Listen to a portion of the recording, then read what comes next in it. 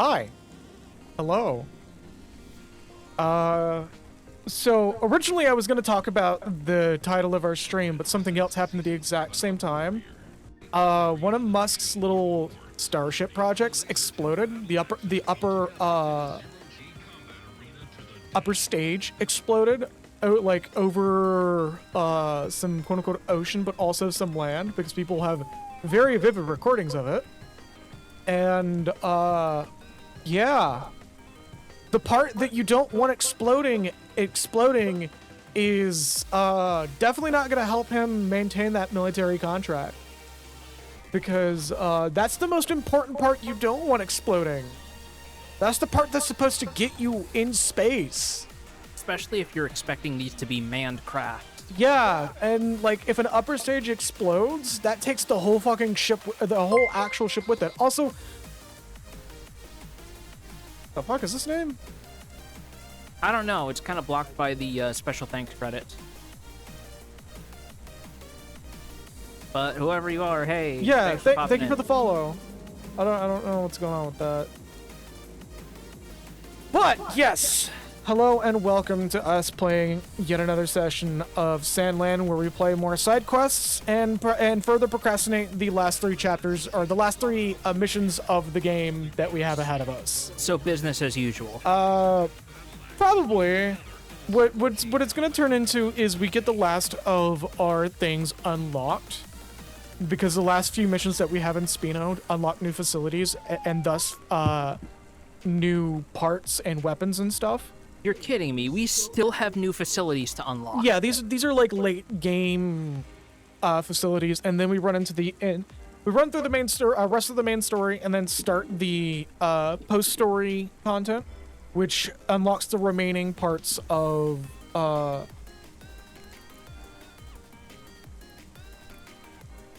right, hey, good for you. Hey.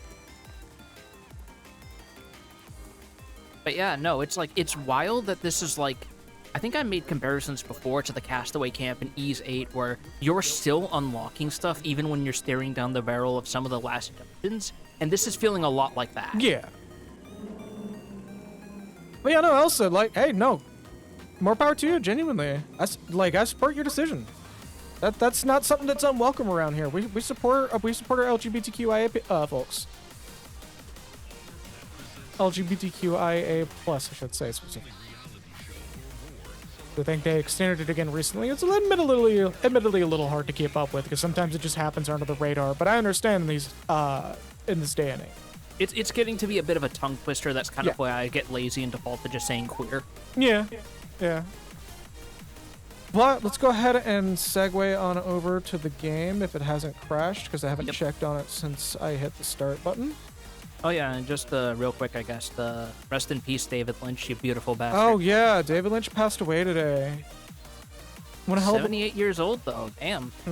One hell of a brilliant mind, but I won't say he was taken before his time, because we don't know his health condition, because it sounds like he had a health condition that took him. I believe it was emphysema. He did smoke a lot, from what I remember. Surprise cameo from Super Eye Patch Wolf on my YouTube video as he's playing Dokapon Kingdom. Oh, doodles. I meant to pause the music and not give everybody an ear blast of John having a day on his last pre-holiday session of Dokapon Kingdom. Something that is on the list of what we're gonna play. Maybe not multiplayer, but definitely single player. No, fuck you. We're playing that multiplayer. We'll see. We'll see. Well, it's because there's a new one coming out, so that's why I'm saying we'll see. Because we don't know if that one's going to be a board game like or an actual trickery adventure game. It depends on how. Well, first of all, you mean like just regular Dokapon, not the new one coming out, right? The new one is regular Dokapon. Dokapon Kingdom is a spin-off series. Wait, what? Yeah. Dokapon is a long-running franchise. I mean, I figured it just probably. I figured it was one of those series that was too niche for here, but damn. Yeah, that's what I'm like. What I'm gonna scope out the new one, the new Dokapon that's coming out, because it as a franchise, as I looked into it, is actually really interesting. But it then comes down to whether or not like the new one's gonna be a board game like, or if it's gonna be something a little bit different than we're already used to. Yeah. It's something we'll gauge as we come. Like, if it's what we're used to as the Friendship Ruiner Dokapon Kingdom, or if it's something completely different, we'll see. Yeah, and if it's the board game one, we're definitely gonna. There's a good chance we're gonna do the single player one for reasons. Because as I've seen multiple streams and recordings of it through other people, it's just as fun with the AI cranked like to various levels, and that's one of the big reasons why I'm like, we could actually consider the one person non-multiplayer way. Also, I'm gonna go ahead and give my hellos. Hello Malkin, hello Becky, hello Chloe. Seen a desert reminding me of a funny pun that Bomberman Generations used for its third world. I want to hear it because I loved Bomberman Generations. Yeah. Both our current position and our destination. Yeah, getting lost and having to backtrack would be a pain. Oh yeah, it's also Dragon Appreciation Day, so go and appreciate your dragon streamers and your dragon friends. Yeah.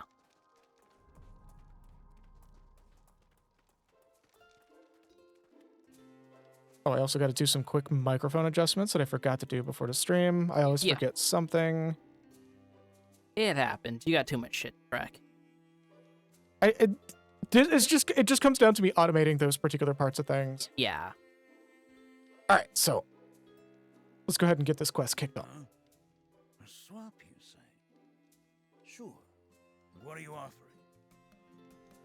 The planet itself uses a lot of taco as ways to name some of the areas. Since it's very octopus themed, and World 3 is the Taco Desert that is simultaneously octo themed, but also uses taco by having all enemies have sombreros. Oh my god! I love stuff like that where people do like clever like bilingual like Yeah. where it's like I think I told you about this when we were discussing stuff that doesn't translate well into English, how in Rune Factory 4 there's a character from a previous Rune Factory game that visits your town and he likes to drink every so often. He likes sake. Thing is, depending on how you apply it, sake can also refer to salmon. Oh yeah. So one of the best ways to build friendship with him is to just constantly gift him like a salmon sashimi or something like that. But because this pun doesn't work in English, he just looks at your character like you're fucking stupid when you mention mixing the two up. That's great. Also, yeah, there is a new one coming out, isn't there? Like a brand new one. Yeah, didn't they announce we're doing a new one? I don't recall. Like everything's been kind of drowned out by the Switch 2 announcement that went on today. Yeah, I think I remember them saying they were finally doing a more like specifically Japanese flavored one, because all the other ones have been like specifically like stock European fantasy, more Western. Yeah. Also, yes, I am aware of the Nintendo Switch announcement or Switch 2 announcement. I ain't gonna really talk about it because like it's like the world's most leaked console. So if you don't already know about it at this point, I don't know what to tell you. There's not much to say other than they sure put a lot of attention on monkeys, and I can't believe we might, keyword might, be getting Mario Kart Alliance Raid Edition. Well, I'm more talking about the hardware. We don't have any confirmed software yet. Yeah, absolutely. We just have possible teases. Yeah, we have a boosted up Steam Deck level of hardware in the Switch 2. The way that they showed off the changes in. Also, I just noticed that you. Sorry, Elsa, I just missed you there. I'm kind of nervous about telling people that I'm gay. Honestly, that is probably one of the hardest things to do, is coming out of the closet. Yes. I apologize for missing your chat message. We kind of get a little bit lost in a flurry sometimes. Yeah, coming out of the closet is a really, really difficult thing to do. Everybody that I've known that's come out of the closet has openly said the hardest part is coming out. My general recommendation is to start with the people closest to you and then slowly work your way outward. And anybody who... The worst thing that can happen is you lose people who weren't appreciating you for you. And it's gonna suck. You're like, if those people weren't there for you and you really cared about them, it's gonna hurt. It's gonna hurt a lot. But the one thing that you should always keep in the back of your mind is the people who stick around after you come out are the people who you should value the most. Yes, absolutely. Because those people will be there for you start to finish. And the most important thing I would ever ask for if I was in your position is to just ask people to never change the way they see you. The most important thing someone can do is have no change in perspective and just assure you that you're still you in spite of coming out. Because that is the truth. Nothing about you has changed. You're just more open about your sexuality. And the people who value you for that and still treat you the same are the most valued people of them all. That was a real ass moment for a second there. Right. Anyway, let's go trade junk for more free shit.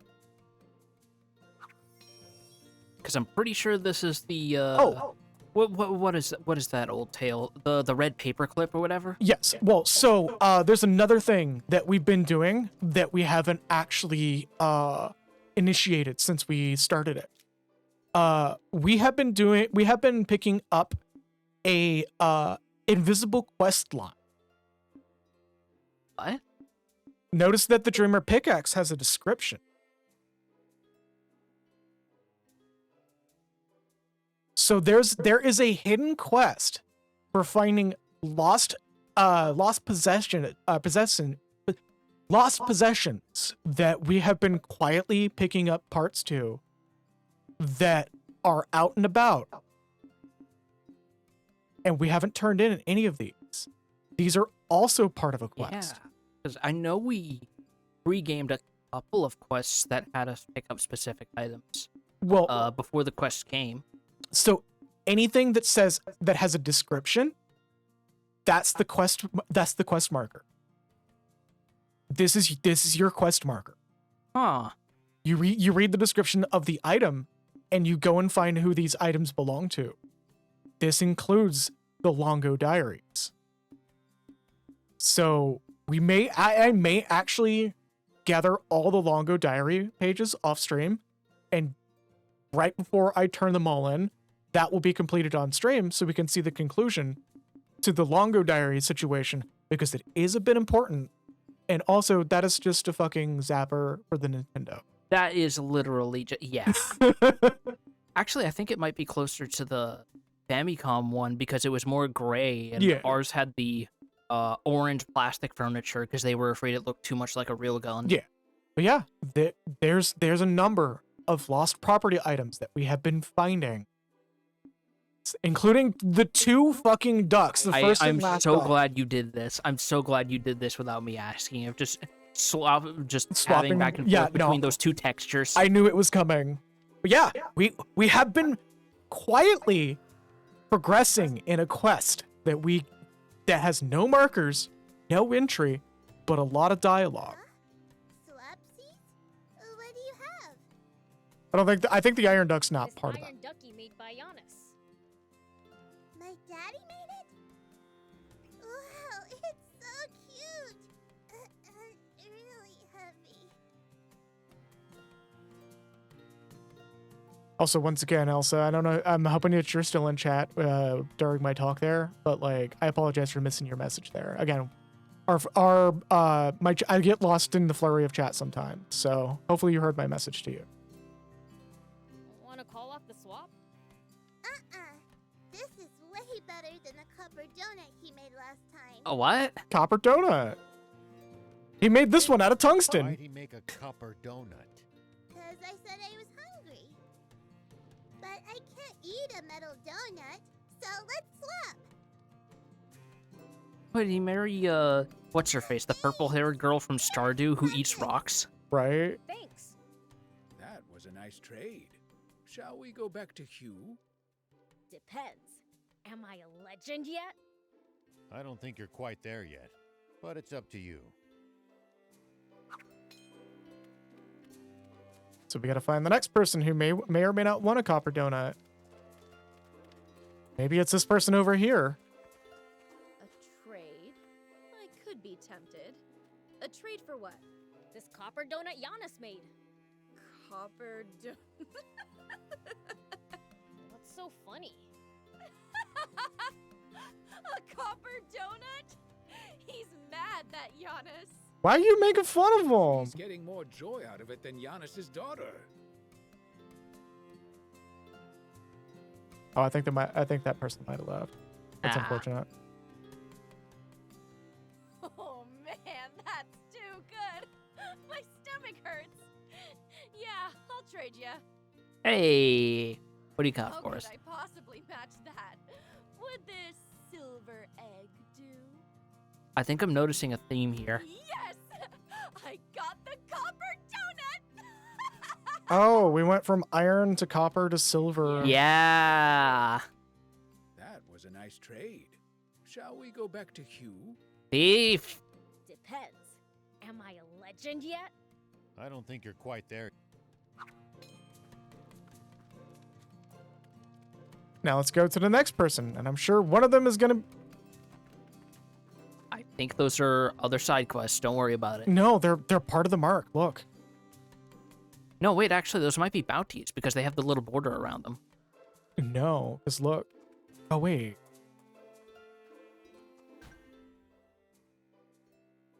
What? No, I think they're still part of the same quest. Wait, are they? Let's check. Let's check. Yeah. Oh my god, they are. Holy shit. Okay. So we just have to do a little bit of traveling. So we're not going to Hue until we see where this goes. Yeah. No, I think we want to save that for later because that seems like where we want the quest to conclude. Yeah. Let's go to that one south of Talbot and then come here.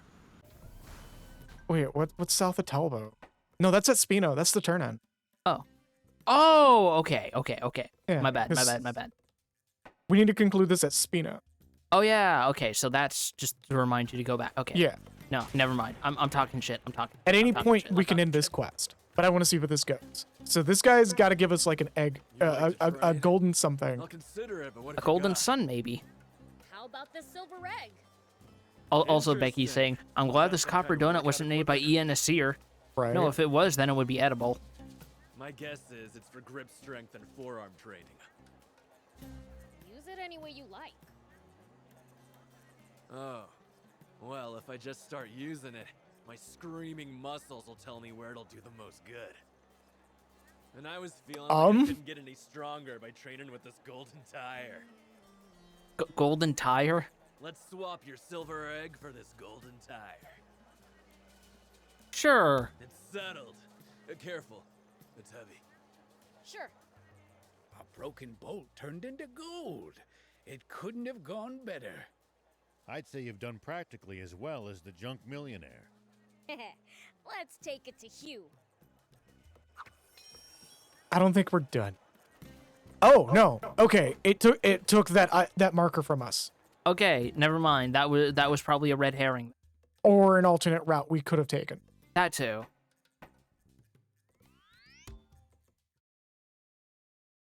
Silver egg. Goodness.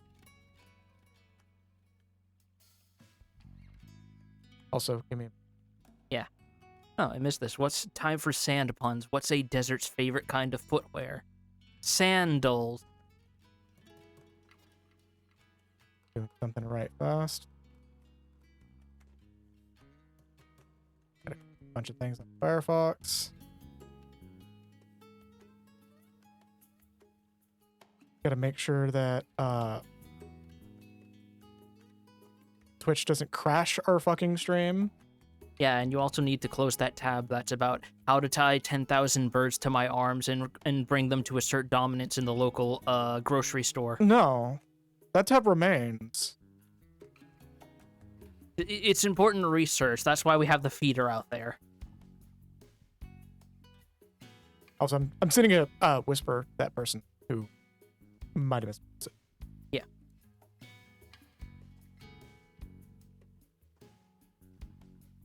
So give me a moment here.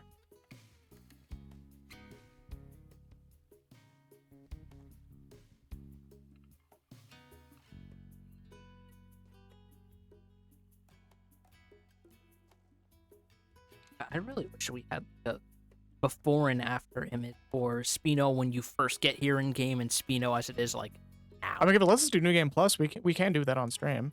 We could, but it would take us like 2 hours of playtime to get there. Yeah, because like Spino is a very relatively deep end situation.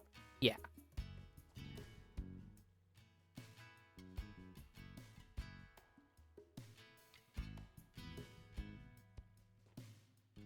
What?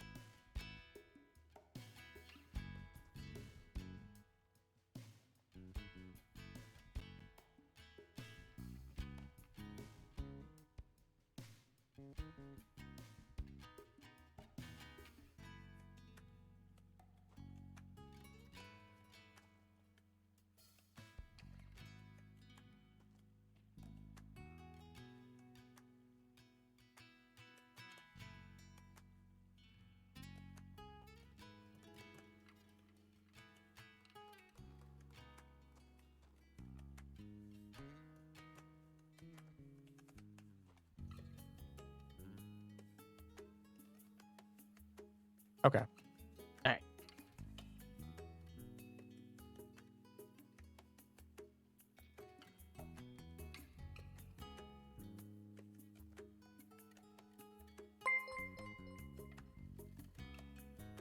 Bell's type voice. Oh, you found the toothpaste. Let's get one thing clear. I can brush my teeth all by myself, okay? God damn it, Leza. I love that. Oh shit. I love puns like that.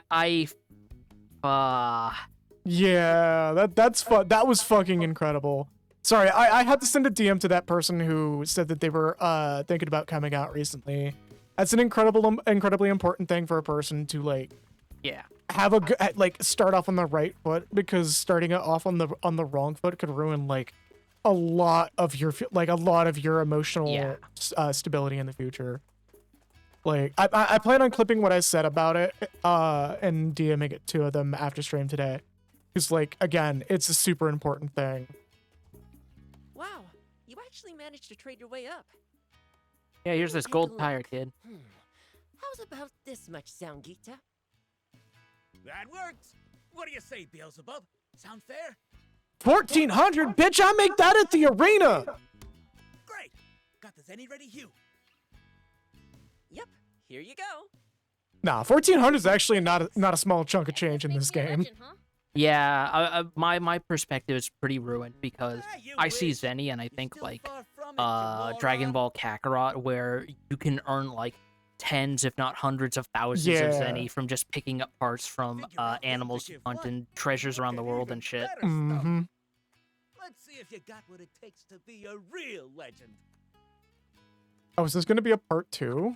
This part 2. Oh, no, okay. Oh, no, there's just a straight up second quest. Hey, Beelzebub. Oh, no, that's the stock expanding. Okay. Yes. Which means we now have more stuff. Outrigger and... I believe Outrigger we already have. Yes, Yeah. we do have. Auto combat drone we don't have. And now we do.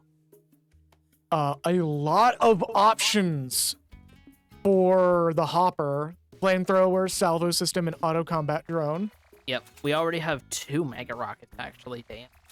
Yeah, the Mega Rocket, I think, is a non-vehicle specific weapon. I think this is part of another vehicle as well.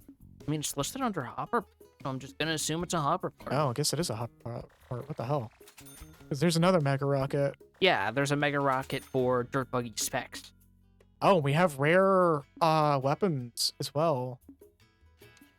Or rare parts for the dirt buggy. Yeah. Also, Jesus Christ, the patina on that engine, if you can even call it that. That's just grime. What is it? That's rust. Yeah, that's weathering. no, that's not patina. That's just straight up rust. That's filth. That's not character. That's fucking filth. Interceptor drone, finally, for our Uniride. And Things enhanced I imagine armor. I have said in some context to another person. Sorry, one more time? I just said, I swear I've said something to that effect to another person. Oh, just going filth.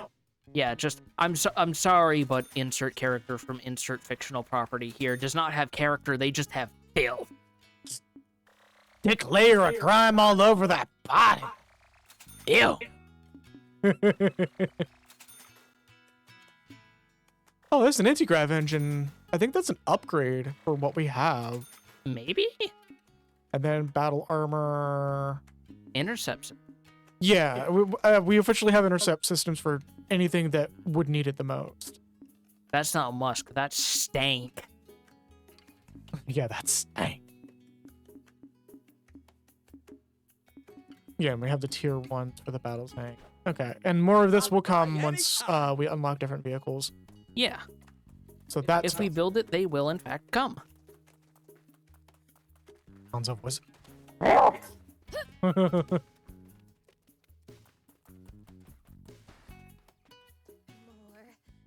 I need more. There aren't enough Bororo babies. Ma'am? Ma'am, you need to seek therapy. Don't have a cow. Ma'am, if this becomes a chocobo breeding side quest, I am getting the fuck out of here. I am just cutting this thread that binds me to my fate, and I am allowing gravity to take its course. Can we take a moment to acknowledge the pun we just had here? What? Don't have a cow. Oh my fucking god. No, what makes it worse is how aggressively Bart Simpson coded BLs is. Right. What I mean is, the cow-to-human ratio is all off in this town. Ma'am? What's the number of people and cows got to do with each other? More people means more fields. And who do you think plows the fields? And that's not even taking into account the rising milk demand. You don't know how many of these people are lactose intolerant. Shut your mouth. To say We have cars. live is an understatement. It kind of is an understatement, actually.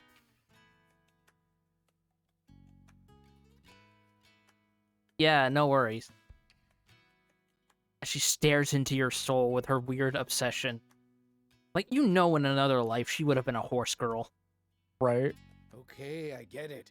Remind me never to get you started on cows again. Cool. We have a no technical difficulty stream today so far. We understand they're important. Definitely not nearly as bad as last week, where we were just like getting full bore audio delay. Yeah. Not easy at all. I asked Grandpa if he had any ideas. And he said there's a couple who raises Bororo cattle in Mapu Ruins. Oh, shit. So I was wondering, could you go see them and get me some more Bororo calves? If you could get them to move here too, then even better. All right, we'll see to it. Is that okay with you, Prince? Sure. We're just getting... Thank you! I can't wait to make some new friends.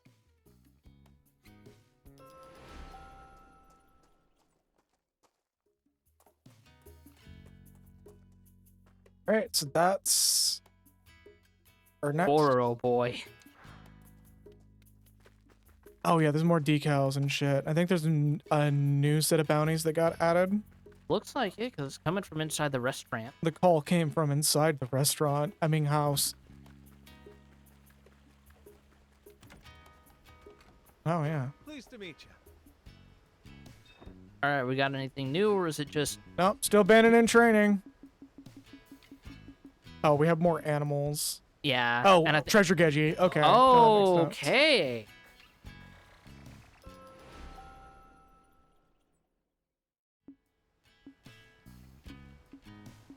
Yeah, just treasure Geji is the main one.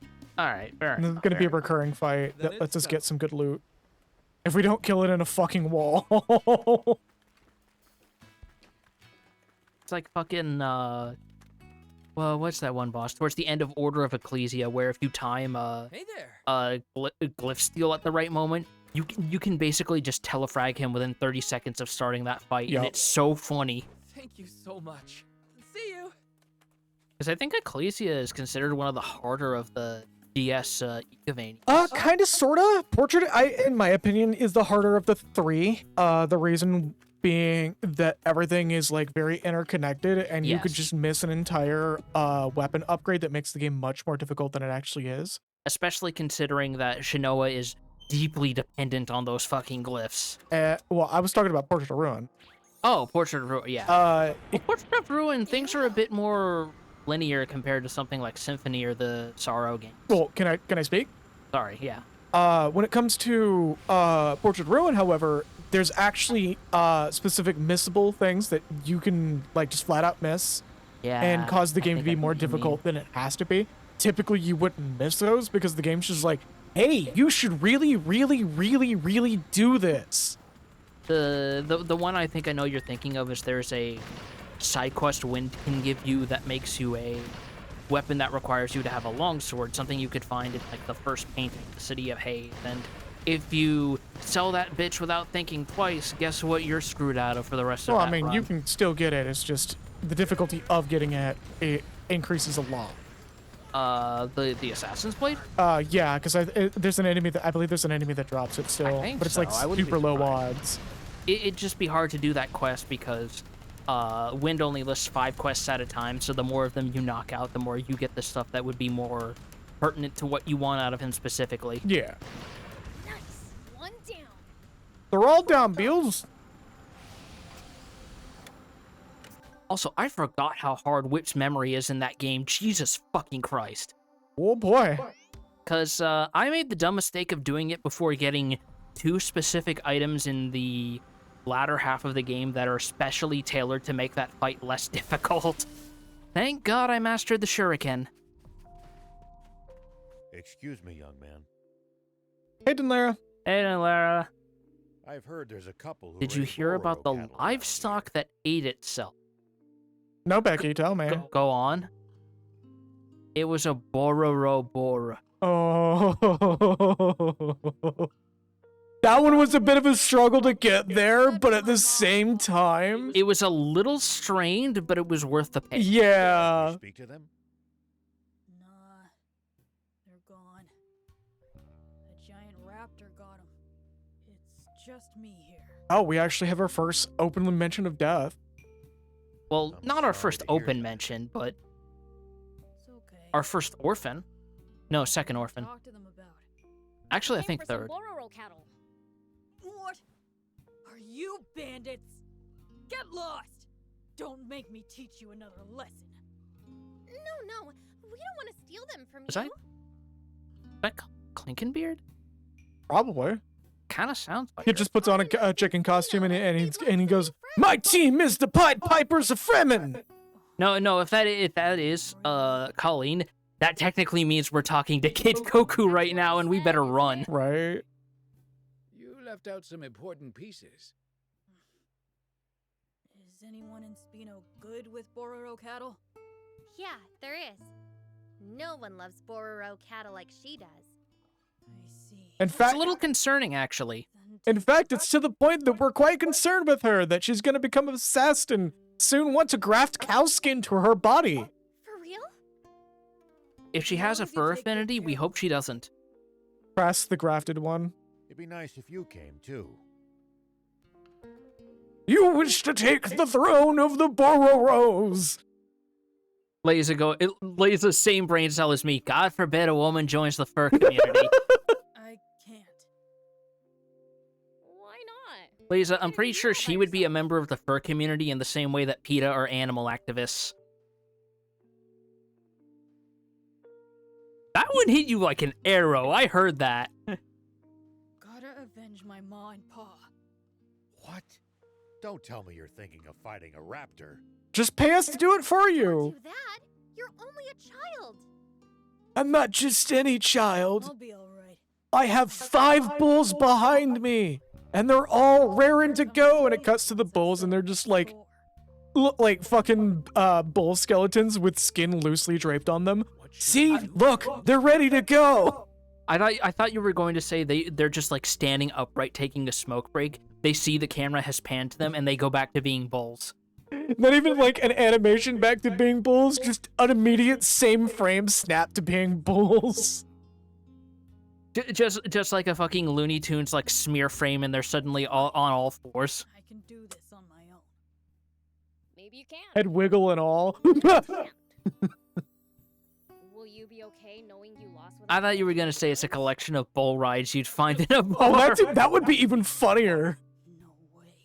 Just the kid in front of the giant raptor on the mechanical bull rides and going, "I'll get you!" And the bull rides are just going nuts. Yeah, how about that? You like that? It's like the fucking joke payoff cut in the Winona's Big Brown Beaver music video. Yeah. I actually rewatched that music video because I think it was Becky who shared someone doing glams in Final Fantasy XIV emulating those outfits. Yes, it was Becky. Every time I see it, I forget how plastic they look in those fucking costumes. Not only is it plastic, but the actual footage of the video of them playing instruments is sped up 2x. It was originally recorded at half speed on one of the hottest parts of a Texas summer of that year. God. And Les and his crew were just like not in a good, like, they were trying their best to be in a good mood, but they understood it was hot as fuck. Yes. And like, they were really excited to do the barn parts because it was really cool and it was filmable at night when it wasn't going to be a blistering heat. Yes. Because, like, everything I have heard is Texas summers are no fucking joke. They are no joke whatsoever. Where's this giant raptor? By the big rock in the southeast. I'll go up ahead and look out. What about the Bororo cattle? I'll leave them with you. But I don't know what to do with them. Them also having to mouth out the lyrics through fucking veneers. Oh, yeah, that's right. Yeah. Because it's like, I actually remember seeing those and I was thinking, like, are those, like, prosthetic teeth or are those, like, part of the mask? Prosthetic teeth, specifically. Okay. Good. The whole theming of the fictional band Buck Naked and the Bare Bottom Boys was they were supposed to be like a deep South Texas animatronics thing. Wait, don't go on your own. Yeah, because they basically look like they're using the same aesthetics of, like, big techs and shit. I'm worried what he might do once that raptor is before his eyes. Let's hurry. And I've seen more than a few people make jokes about, so this is what Woody gets up to when Andy isn't around. Right. What's even more interesting about that music video, that song, and another song from I think a later album, is both of them are coined as the source for certain like long-term linguistics changes. Really? Yeah. A particularly prickly person, a prickly lady, I'm trying to, like, say this in a way without getting toss banned over it, but, like, porcupine is another term for something. Yes. That you can probably put two and two together on that. Considering the, imagine air quotes here, subtext of that song's title and everything. Yeah, and then another song called Shakes Hand with Beef, which is, the term shakes hand with beef is an allegory that he just kind of came up with on the spot and everybody loved it. And it's a vegetarian who eats meat every once in a while. Huh. And usually it's beef because that's the more ethical way of doing it, quote unquote. It's always so funny to find the etymology of these things that we've accepted, and we find out that it can be traced back to like 30 plus years ago.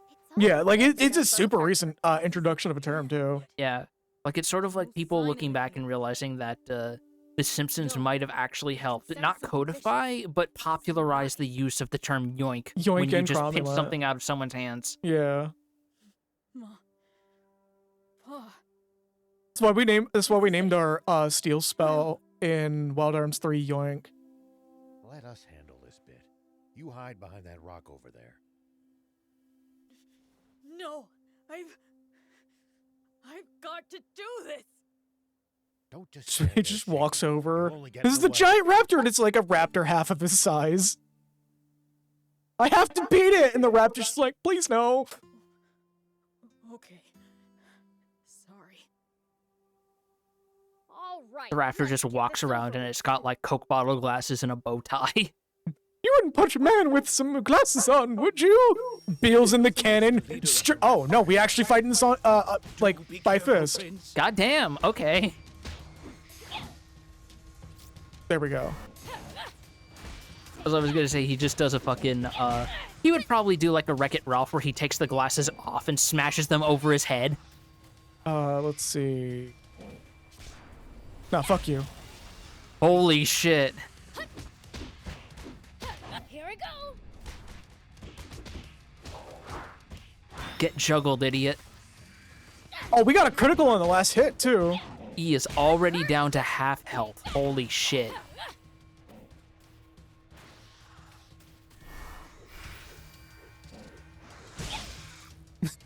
Counter. There you go. Get red, idiot. Oh, right, I forgot he could just do that. Oh, yeah. We don't normally fight this guy on foot. He does, in fact, have projectiles. Here I go. No, fuck you. Get comboed, bitch. Ow. No, air recovery, fuck you. Show it what you're made of.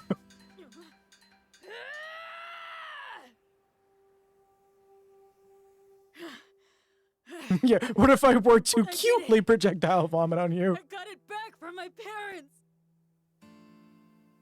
Now my ma and pa can rest in. Got the idea of the alpha raptor with the bow tie and Coke bottle glasses, and he's just like, oh, I've done nothing of the sort. I'm in fact a sophisticated raptor. And Beal just going, why is this thing squawking at me? I'm gonna punch it. It's like the fucking, God, it's like the bit in, which movie was it that Team 4-Star did this in? I think it was the first Cooler movie where it's like, Goku pulls the giant tuna out of the river. Hold on, if you let me free, I'll grant you 3 wishes. I wish you were my dinner. And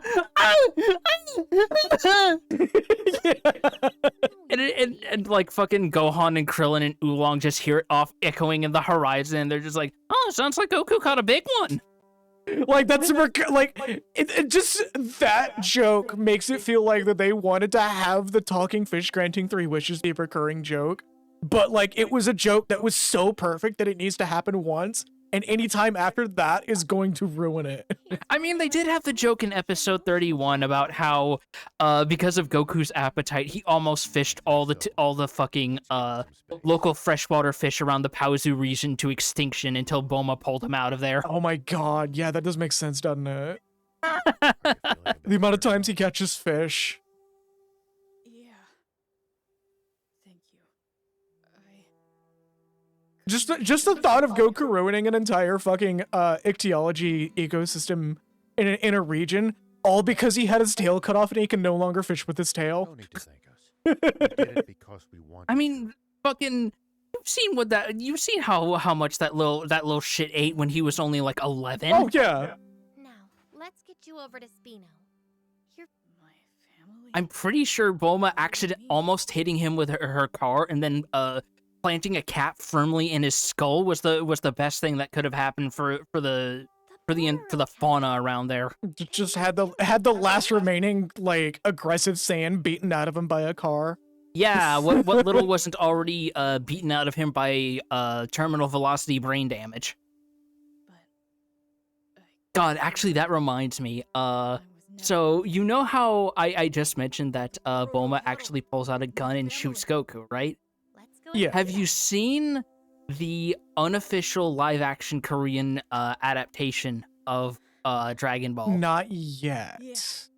So there's a couple moments where they take liberties, and one of them is instead of pulling out a pistol, she pulls out a fully chambered assault rifle. Oh no. And it's just her basically seeing this 10-year-old kid and just emptying the fucking clip on him. I'm gonna shoot this child.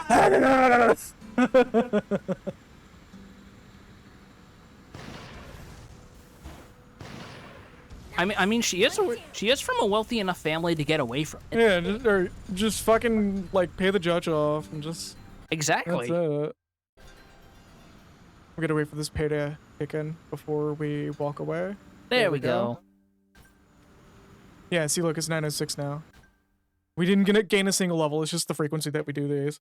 So we do need to actually like stop, get them, let it go off, and then continue on. Yeah. I do need to refill my water, so I gotta find a good spot that's like clean. Wait, like in real life or game water? Game water. Okay. Our water bottle was out from that last during that last fight. We almost lost. Yeah.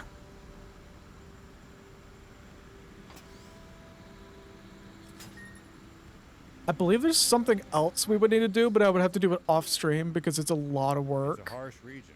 I see. It's involving the radio towers and what we get for doing all of them.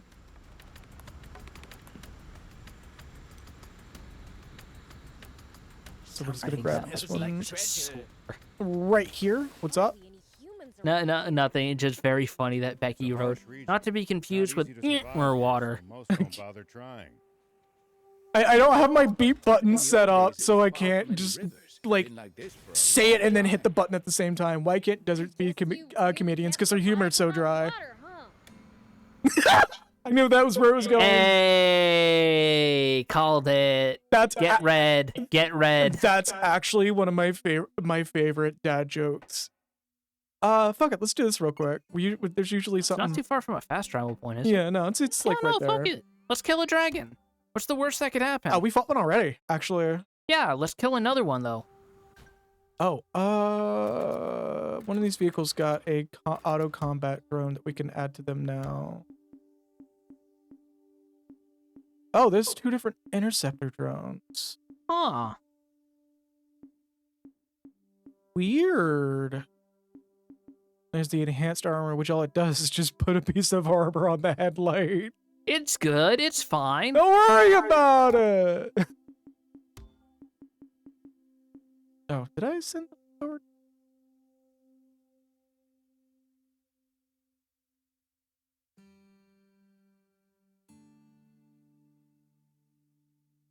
Headlight's safe at least. That's a good point. Yeah. Salvo system is we've seen this one go off before. Yes, we have. We have 2 different kinds of auto combat drones. Automatically attacks near. Are the descriptions different? No, it's the exact same. Okay. See? Yeah. Huh. They're just for some reason 2 different iterations. I wonder if one of them's like a laser. I would imagine so. How's an Oasis stay hydrated? Oh yeah, look, 2 different ones for even this. Wild.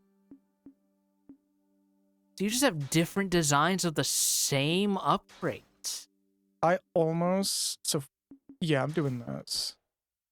This just looks cooler, in my opinion. Yeah. And I think we have another one for this. Yes, the interception system, extra armor. Basically just puts Oh yeah, there's 2 different ones for the extra armor as well. Sure as shit. Cannons and the drill. We're gonna do the drill. Yeah. This also got we're not changing up the explosively. Oh yeah, there's the fucking sandbags. Is that like actually viable as far as like armor padding? It is? Yeah, what do you think they shoot towards sand and a firing range? Sand will stop a bullet pretty quickly, actually. I mean, a bullet, sure, but a ballistic? Yeah. Like 100%. Really? Yeah. Like it'll just stop like missiles and shit. Well, missiles explode. But yes, like that's a cannon round most definitely would slow it down quite a bit. All right, it'll stop the fuck out of ballistics. The question is if the weight is exactly. Okay, fair enough. It's one of those things where it's like you're not 100% sure why it exists, but when you realize that like like how security guards will clear a firearm, they'll clear it into like a tube with sand at the bottom, and because like you would think that the bullet would just go through the metal, but the sand actually slows the bullet down so much because sand is not like a solid object. There's still a lot of air between each grain, so the grain would just shift a little bit. And a lot of the shock would be displaced into each grain, and that little like the momentum being transferred would be, it just rapidly drops between each like grain of sand. So you just have something going from like say 300 fucking miles an hour hitting like a pile of loose sand, it like all of that momentum, yeah, it'll probably do a little bit of puff of dust from the sand parts of the sand, but like the sand itself will like take a lot of the blow. See, I thought it was because if the sand is packed tightly enough, it would like stop a lot of the velocity from and friction and shit. No, it's actually the opposite. You want that sand to be loose. Huh. Yeah, similar to how ceramic plates are so effective, the ability to yield is just a bit far more effective than just stopping it. Huh. Like you want the inertia to be displaced. You don't want a hard object to hit a hard object. You want a hard object to hit a relative, like a object that's as hard, if not less hard than, so the material deformation and the elasticity kicks in. Okay. Well, I'd start by observing them carefully. I guess it's like, it reminds me a tiny bit of how, like, people say that if you're falling towards water, you want to keep your legs straight because if you, like, belly flop, that's giving yourself more surface area to just smack against the water, and that's worse. Yeah. Whereas if you make yourself narrower, that's easier for you to pass through without taking as much, without hurting yourself as Well, much. if you, where'd he go? You saw that. Did you delete him? Where'd he go? Do something. Oh!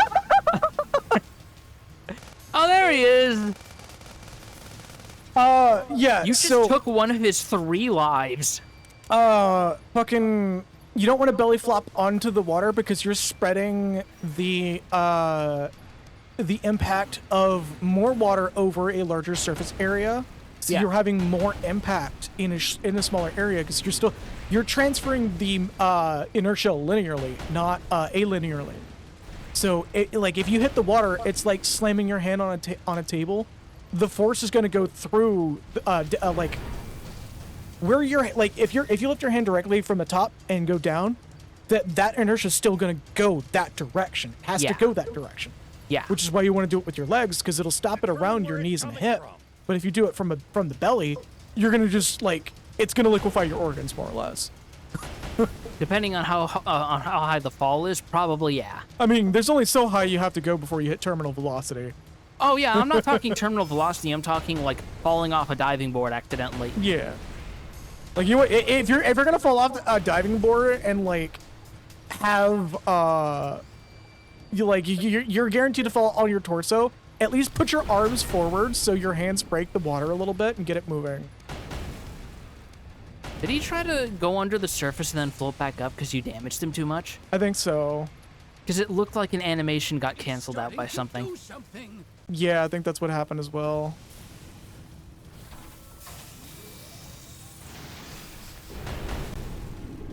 Fuck you.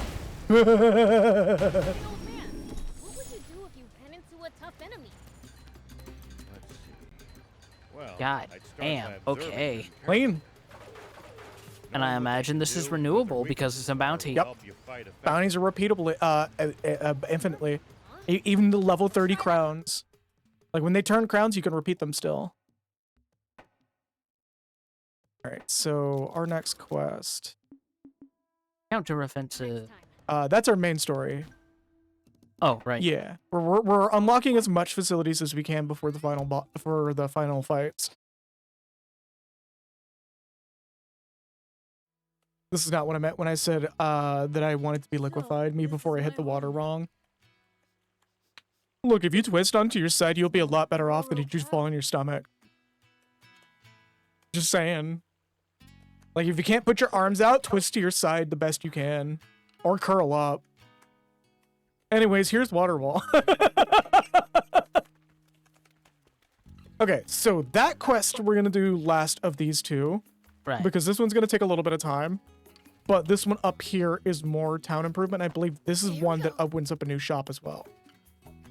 We gotta go, all right. Holy shit, we have like little houses built into the fucking into the alleys carved in here. God damn. Mm-hmm.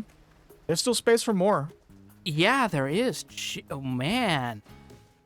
I would love to know what the like workload to make this all work was looking like, building up all the different states of Spino and whatnot. Mm-hmm. Wow, you're sweating buckets. Are you okay?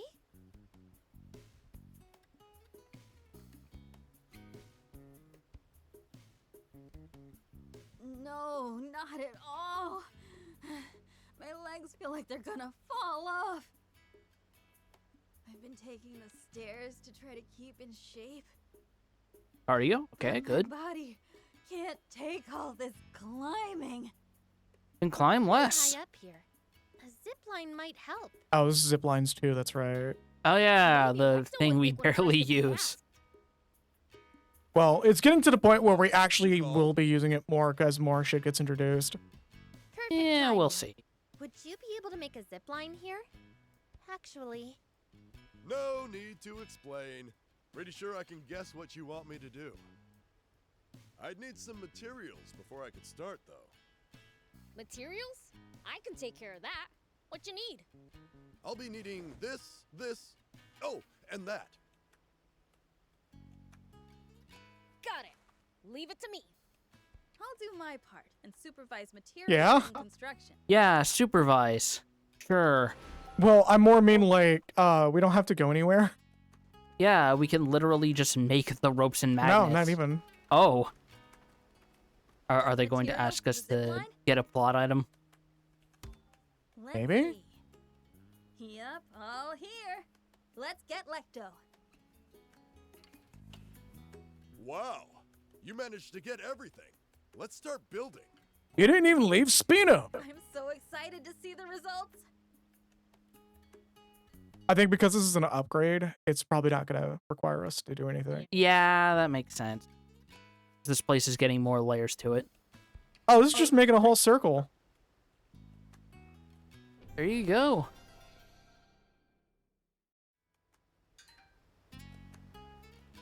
Yeah, hold And on. you just get free money for that shit. Why not? Yeah, look. Whee! That one goes there. This one goes here. You gotta dink the entire river to level up. There you go, back up there. I assume Pizza Clo meant drink, but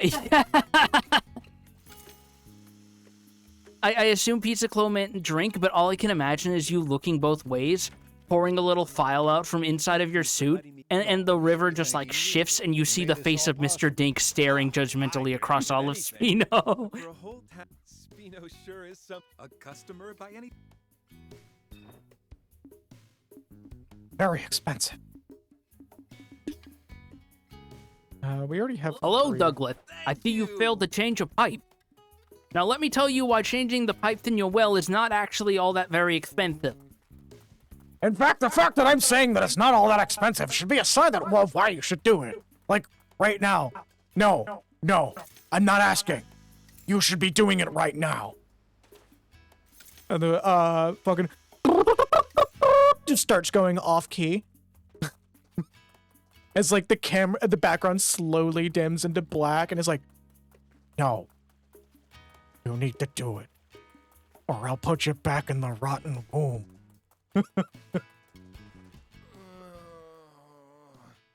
So we're getting upgrades for this guy. What are you Alright. grumbling about? Got a stomachache? City maintenance as done by Grover House principals.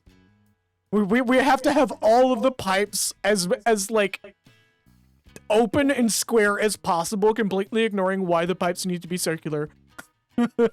You should repipe yourself now, to your thunder and lightning in the background while Locke's eyes are glowing.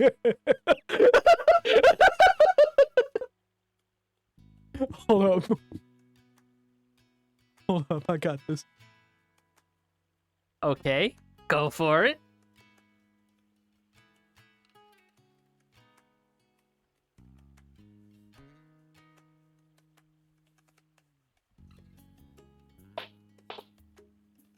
You should repipe yourself now!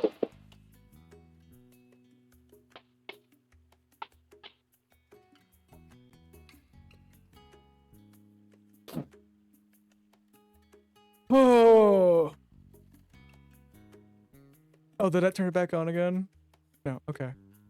Oh god. I didn't hear it from my end through the headphones, but I heard a little bit of it from The rough crunch of it. yeah, how it like almost sounded like 90s FMV crunched voice acting. Wow, I can't believe Lakud Maku Rock contributed their voice talents to the dub of King's Quest 3. King Graham. and his adventure with his friendly owl. Right now. Oh, crap! Sorry, I meant Kingsfield. Oh. Kingsfield. Because like Something on your mind? when Kingsfield did voice acting, it was some voice acting. This has never happened to me before. I'll lend an ear if you'd like to talk about it. Gee, thanks. You see, I want to make a chip, but there's this other chip I need. And it's impossible to get hold of. Why's that? Oh, Cedric, how everybody hates you.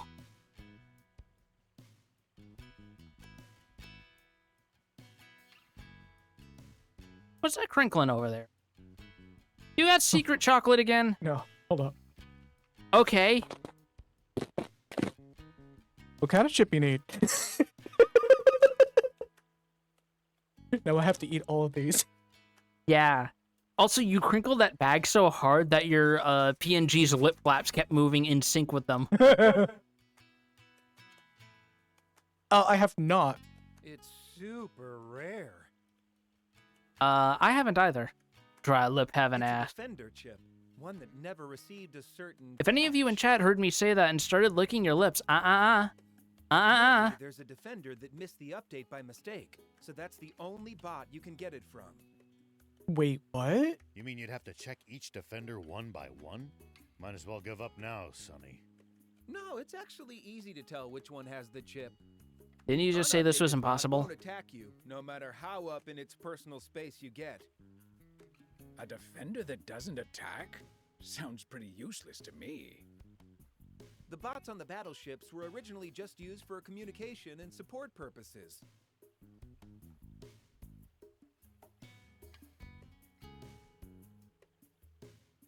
Oh my god. One day someone will try to run that on me and will shit their entire ass when I produce my chapstick for my jacket. Fly Knight looks to be heavily inspired by Kingsfield while having the visual aesthetics of like OSRS.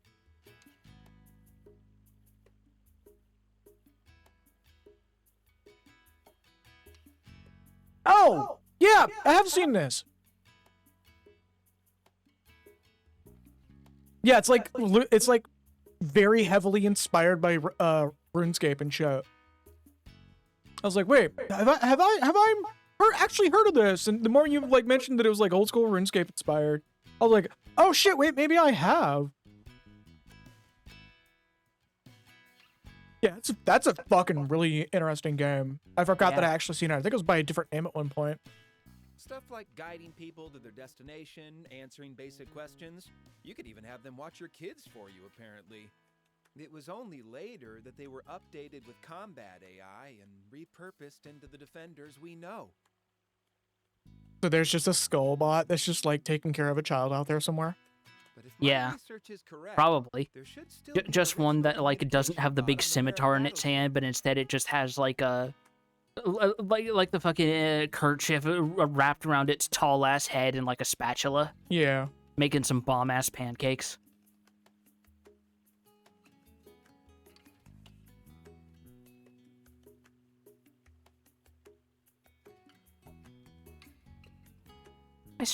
How the fuck do I smell those rancheritos from here? My sense of smell sucks. And I'm too chicken to go looking. How many of those are you eating in one sitting? How many bags or how many chips? Yes. All I can do is grumble. Usually half the bag. What a pickle indeed. Well, I offered to lend an ear, so I can't. The bot is just the chef from Risk of Rain. Yeah. So you'll go? Thanks, Mr. Rao. Is Prince going with you too? Yeah. The bot's method of combat is just flipping bitches like a fucking meat patty. Much choice. Also, is that the first time another human has referred to BLs as Merrick Junker's market. Yeah, actually. You might have more information about the chip there. Aside from the main crew, yeah. Interesting. All right, so we're going for a defender chip. That's taking us to the Forest Land Supply Base. No, we're going to the Merrick Junker market. I forgot to change the quest. Oh, no, I was looking at the main quest. I'm sorry. Yeah. Sorry.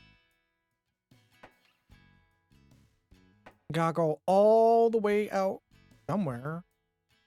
Turn in the Geji Dragon bounty first, and then we'll deal with that. Yeah, get rid of that marker. Good call.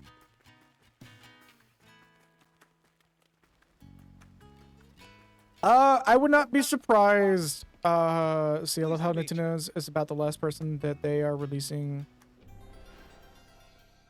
The last person to know that they are releasing? No, they've known for, Nintendo's known for a while. They just kept it under wraps because the hardware was probably still being decided. Pleased to meet you. Then it's settled. Like it was like that with our current generation of Xbox consoles. Like the hardware was being like popped and swapped, and the design was still being moved around a bunch. So like all the leaks for what hardware the Switch 2 has is could still very much not be correct because changes can happen. Also, I'm gonna be real. I understand what you mean, but considering how many people have a massive air quotes leaked the Nintendo Switch and just blind guessed over, God, 3 or 4 years at this point, it's just like inevitably one of them was going to wind up being correct. Yeah.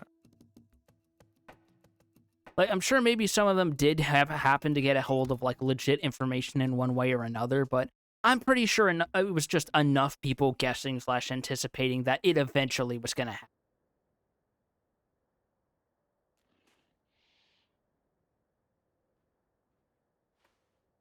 We should keep our distance from the army base unless necessary. But I bet they've got loads of loot in there. Yeah, Laser knowing exactly what I'm talking about. Leak, the Nintendo Switch 2 will be a console. Yeah, that's pretty much the only thing that's been correct so far. Even the Joy-Cons that people leaked were like pretty fucking incorrect.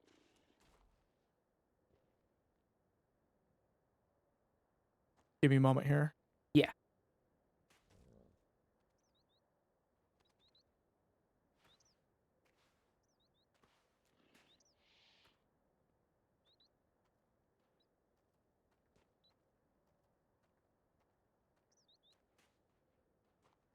Make sure to check your gear every now and then. You never know when something you've picked up might come in handy. It's such a waste to let bot parts just rust away, too. Got it. It will either be a massive point of failure or capable of shanking someone. Sorry, somebody was Defender, huh? somebody was asking me about a particular topic. Like that. Hey. It was actually fairly important. A defender chip from before the update? What's your buying price? Do you have one? Nah, but you'll be the first to know if I get my hands on one. So I'll just need a deposit. Forget it.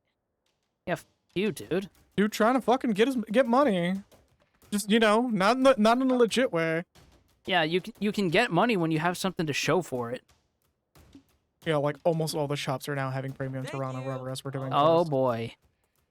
We're like here probably after this one. I think this is the last quest we haven't for the story beat.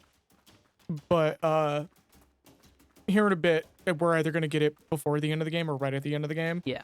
A quest for the merchant in Spino to get up to par with everybody else's crafting. Yeah.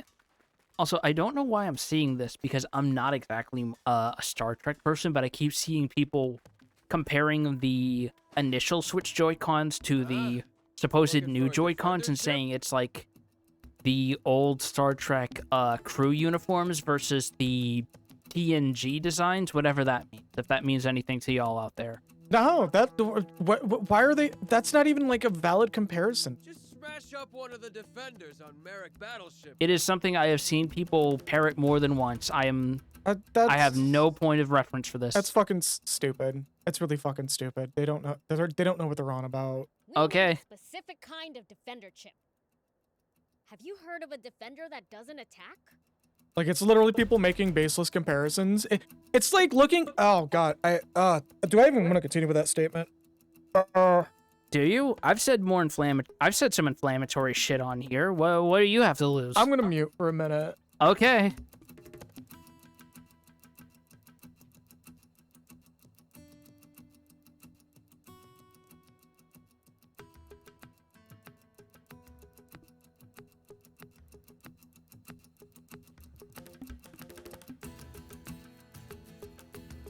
Okay, so I said what I was gonna say, and I didn't want to say it with it on Twitch because, yeah. It's not anything like inflammatory or controversial. It's just taken out of context. It would be not something I would want taken out of context. Yeah. Despite the fact that we follow more than a few people that have said things that could easily be taken out of context, like insert Pat and Wooly podcast clip here. Those things just shoot straight at the first intruder they see. That's a whole fucking different thing, Laser. What the fuck? These junkers aren't giving us any useful information. Also, I feel like the only thing that's missing is nowadays to account for all the fucking AI slop shit is at least 3 people degenerating into repeating statements about Belgian waffles before they just start scraping and spouting a bunch of comments from other completely unrelated reply sections. Yeah. Sitting here in French toast opinions. Jail. But yeah, no. Fucking the Joy-Con comparisons that you were mentioning, just like, those people who are making those comparisons probably make certain other comparisons as well because they very clearly have a deliberately catered to mindset about how two things look. Is a very light way of putting it. Yes. Because, like, and also for the record, the only thing I know about Star Trek, apart from a little bit of pop cultural osmosis, is when I jumped into a Discord call with some pals a couple of months ago, and they were watching, like, one of the fucking episodes about the Ferengi bartender, whatever the fuck his name was. And it was, like, actually some extremely funny, like, dark humor. Like, actual Looney Tunes shit at certain points. Mark, yeah.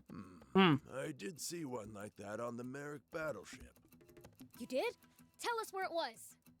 Sure, but is that old junk worth anything? I don't know. Someone really wants it, though. Dude's forming his own internet archive. So, where is it? Oh, it's hard to explain. Wait a minute. There, I wrote it down for you. Take this with you.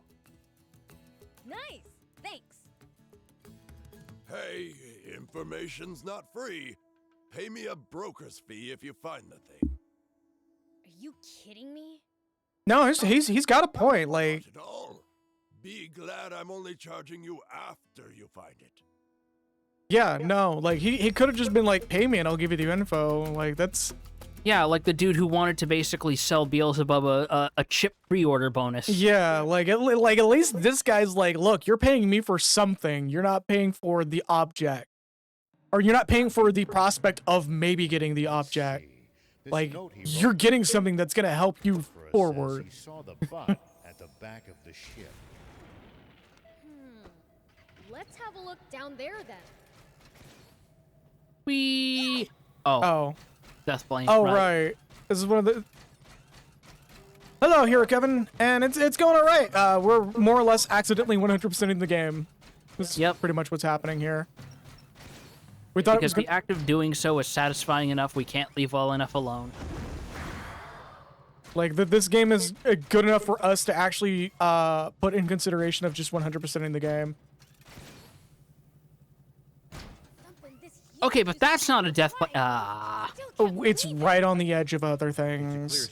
I think they put the death plane down there so you don't fucking explode on your way down. I guess. To study what made it tick. I thought they had that whole thing where if you fall from high enough, you just hold on with one hit point on you or your vehicles. Yeah, but imagine hitting that. You got XP from something. Do what? Oh, yeah, don't worry about it. But imagine like getting all the way up there and then having like fall off and having to climb all the way back up. I guess. Then at that point, you just like actively consider that and put like ramps or something. I mean, it's a generous. Oh my! Oh, we're doing this again, aren't we? Oh. Yeah, no, this game's amazing. Had I played this game sooner, I would have considered this a game of the year. Please mind the aggressive culling when we open that door. But damn, a treasure trove like this is worth the risk. I would argue that there's no treasure worth more than your life.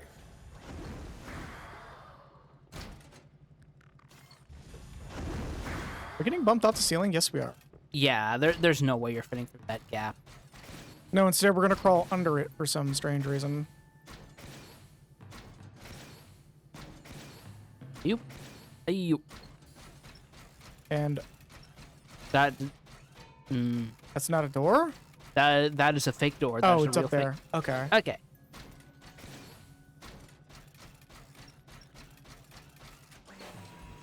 Right, this is one of the weird battleships that like has on-foot sections that we need to focus on. Even things of this size. All the battleships have kind of had this though, haven't they?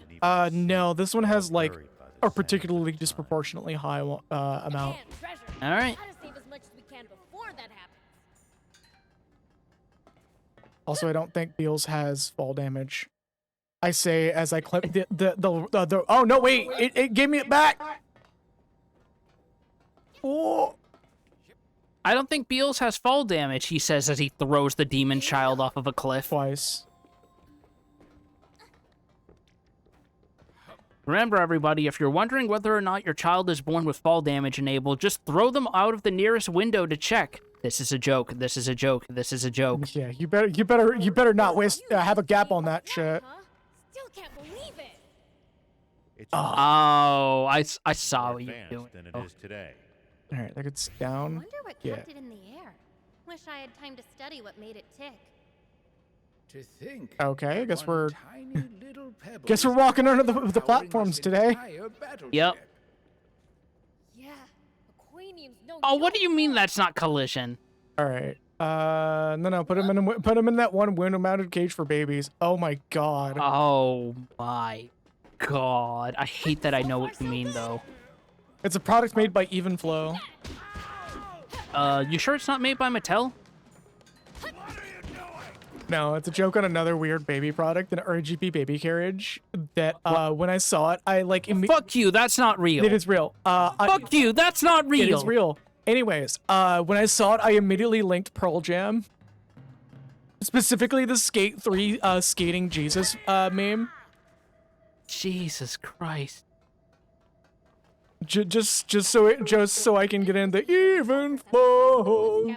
Though she runs like butterflies. The guard bots here? To them, a treasure trove like this is worth the risk. I would argue Look at that this there's bleep bloop. no treasure worth more than your life. Oh, hey, it's a clam. SL005-Z reactivating. Do I need to insert Cham spheres? Ooh, it's switched on. It's not attacking us. This must be the one Arthur was talking about. Looks like it. Let's take the whole thing back with us. Yeah, I was about to say that'd be a good thing to add to the village. State your name. Whoa! It speaks! You know it's a communication bot, right? I'm Rao. This is Beelzebub and Thief. Rao, Boob, verifying data. None found. Creating new user record. Whoa, whoa, whoa. Did you just call me boob? I'm the Fiend Prince Beelzebub. Fix your records. Fine. Beelzebub.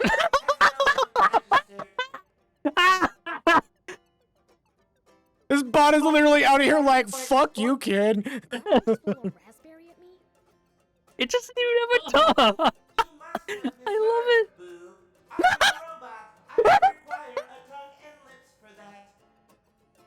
Holy shit. This thing is mocking me, isn't it? Yes. Let's just take Yes. it apart and get the chip out. Not possible. Without the correct tool, I cannot be dismantled. I see. Right to repair was repealed in this place. I'm a fiend. I could crush you with one hand. You could? Let's not be hasty, Beels. You'll regret destroying me. As the only model to lack combat AI, I am a rare machine. Oh, this motherfucker's aware. Oh. I am a high-performance machine. So, my friends, hold on. Where are my friends? The other crew members? They're not around anymore. What? Where did they go? Beals just starts walking away and goes, I don't fucking care. And the robot goes, oh, look, I got the update, and socks him in the back of the head. When this ship fell out of the sky 50 years ago, they probably... Oh, no. I had no idea. I was in sleep mode the whole time. They all left me behind. They went to the Great Recycling Center in the sky. I'm the only one left? What am I going to... Chunker's just like, oh, cool, a talking robot! No. Huh? Huh? What the heck are you doing? Removing the chip. That's what you wanted, right? Yes, but... I'll get it out in one piece. Come get it at the Junkers Market. Oh, and don't forget about my broker's fee. Oh, yeah, we can pay that. That's still pretty steep, but we can manage that. It's for a robot that talks. I guarantee you we're going to talk this motherfucker down. Yeah. All right, well, I guess we're going to have to walk the rest of the way back, huh? Also, it's kind of darkly funny that he just has an existential and the dude's just like, whoa, what? Isn't this what you guys came here for? Yeah, it's fucking, is it that you not want his parts or what? This man was having a fucking postpartum depression. They can do that? Anyone else getting an itchy nose? I don't know, but that load screen is. Must be from all the dust that's blown in from outside and built up in here I am over the years. surprised that we haven't had to deal with these motherfuckers sneezing more. Let's be real. Blanketing everything. Between all the sand and dust blowing around and God knows however much pollen is around in forest land because because anything botany related is born sluts.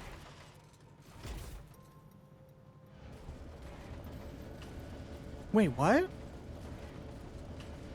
Huh. Yeah, are we meant to jump over and do the rest on the other side? Yeah, I guess we are. I don't know what the point of that was. We could have just jumped over it. Oh, can we just fast travel, or is that just... I think there's a button we can press to go back to the entrance. No. Unfortunately, there is not. Still can't believe it. What about treating it like a normal fast travel thingy? I just tried. Okay. I wonder what kept it in the air. We just came Wish from... I had time to study what made it tick. Gotta go. To think that one tiny little pebble is actually powering this entire battleship. Sure? Yeah, Queenium's no joke, huh?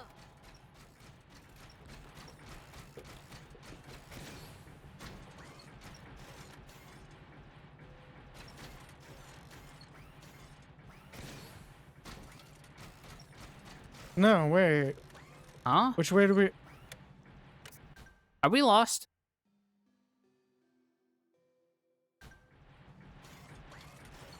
Are we? I think we might be, actually.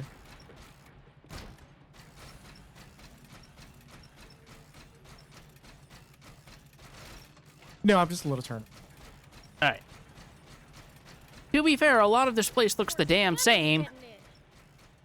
Eventually, the dunes claim everything, even things of this size. Memories, crimes, and even sin, all buried by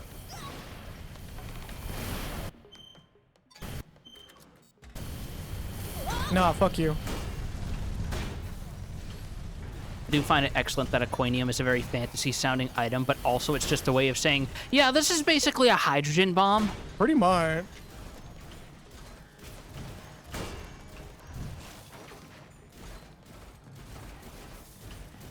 I also do think it's kind of funny that, given the root word in it and some of the imagery of, like, the Peachy lab station that got blown up in the prologue by a younger Rao, that it's implied that this is basically just somehow the Peachy had a way to engineer water into something that is on the level of nuclear power. Yup. And because the General Zayu was pissed about it, he just was like, yeah, blow him up, fuck him.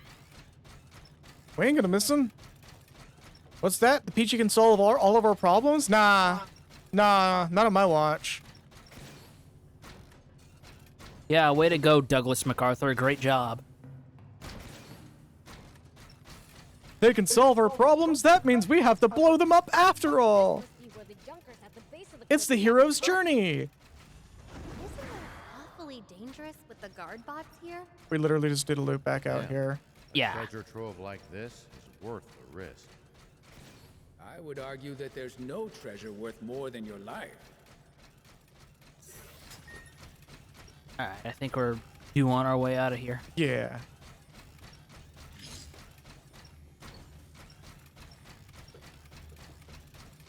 A little combat robot. Just chilling with us so far. Slide to the left. Slide to the right. Game? Slide to the loading screen.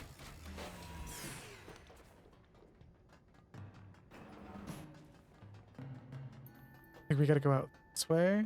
Escape? Anyone Yeah, because we else gotta go getting down. an itchy nose? Yeah. Must be from all There the we go. dust that's blown in from outside and built up in And then here the over yellow the paint. years. And then have a Heroin. connection about the yellow paint. Yeah. Oh, shut up. Blanketing everything. You know my views on the yellow paint situation. It's not negative. It's just as long as it looks good and actually fits it, then. I mean, like, I know it's just it's shipping containers. Of all the places for you to make the argument of what about places it makes logical sense. Well, no, this place makes logical sense. I even argued for that because like junkers are here. They probably painted it there. Like you can give a logical explanation for why the yellow paint's there, but if it's like a space that hasn't been touched in like thousands of years, yeah, I'm gonna fucking hate the yellow paint. Chugging all yellow paint to cause massive problems in the realm of environmental design. Oh my god. This must be where the junkers at the base of the cliff scavenge parts. Like, I'm not that upset about it because people have been doing environmental signposting since like the 90s. Have you ever played like Ultima Underworld? Yeah, but like the situation with the yellow paint, people making it their entire personality, like they only very vaguely have a point because their point is no yellow paint, period. Whereas others are going, no, yellow paint is fine. It's just like it has to be aesthetically appropriate. If it's a ruin that hasn't been touched in 1,000 years and it's like the game is just constantly beating it into your head that nobody's been here, and you just happens to see a paint bucket there that looks like it's not even been there for more than 30 minutes, then yeah, you should be upset. Because the game just told you, yeah, this place is abandoned. Like, was it really? Did we go in here, paint the ledges, and then go out and start filming or something? See, this just means that we need an indie game where you are the person going through other game worlds, painting things yellow on purpose, and then leaving to paint more game environments with yellow streaks. Oh my god. Like how we have an actual game that's called Roguelite Deck Builder, and it's about building a patio deck, which also happens to have roguelite elements. Also, Dinlair bringing up that Stalker 2 has the option to turn off and on yellow paint. See, that's fine though. Like even if like there wasn't an option, like people exist in Zone 2 or was it Zone 3. Like, of course they're gonna have fucking yellow paint. They want to know if they could, if it's safe for them to put their hands on the fucking ledge and not get fucking, yanked into the air and turned into a human pretzel. Like, that makes sense. I don't know why people would make a big deal about yellow paint on that game. Like, To them. again, it falls into the, am I being told that people haven't been here for thousands and thousands of years? Yeah. Like, if that modifier is applied, don't fucking give me yellow paint. Give me like bird poop or like weirdly shiny rocks or something. Yeah, because like, I mentioned Ultima Underworld and how they have that the little standard that's there as like a visual shorthand for, hey, any monsters you see past here are friendlies. Don't go killing them. You will softlock yourself if you do. There's also the fucking I've heard in Silent Hill 2 Remake they also do this thing where they hang like little white tarps or cloths near areas that you can interact with to like go under like a crawl space or something. Yeah, see, that's fine. That falls into my aesthetically appropriate. Yeah, because it's like a abandoned New England suburb area. That kind of makes sense that people would just have a shit whack of tarps. See what I mean about the Mercy Fall? We're at the bottom now. Queenie's no joke, huh? We were trying to go up. I was about to say, making a game with zero signposting entirely about making signposting before realizing this too is Death Stranding. Oh my Genius God. Kajumbo does it again, everybody. Genius Kajumbo gets away with it. Why am I getting fucking bugged? That's a good question.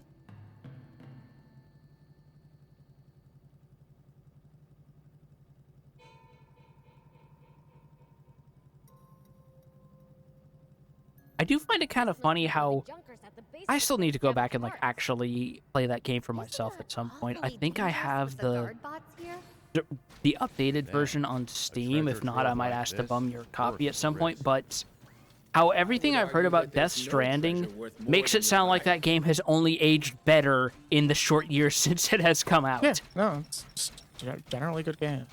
Yeah, like it was already a pretty good game. It's just not a little bit niche for some people's tastes, which is why you had a couple vocal detractors, and then they just sort of petered out because everyone was like, ha ha ha, the baby though. I think like the entire point of the vocal detractors is like, you do nothing but deliver packages, and I'm just like, and every time somebody says that, they're like, and you enjoy Power Wash Simulator? Why? Yeah, because it's like, it's something completely different from what a lot of people are doing with the budget that it has, and I can at least appreciate that much without any with the little context I had of like sitting around watching your first play session, because I think you got the PS4 version shortly after launch. Also, Dunlera's saying from what I watched, I felt it a bit too felt it shoehorned a bit too much combat for it, for the point it was making, but it's still a deeply fascinating game.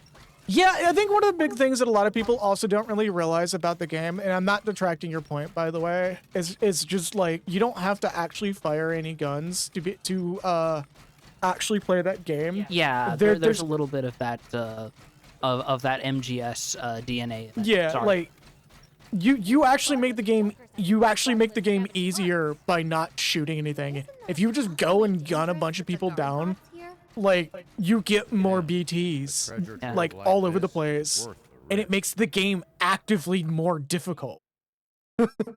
It's also reminding me a little bit of when before Konami stuck him in the MGS mines, how a lot of what Kojima was known for was doing graphic adventure games, basically, with Snatcher and Police Knots. And how those all had a lot of, like, degrees of interactivity and were basically just cribbing off of movies.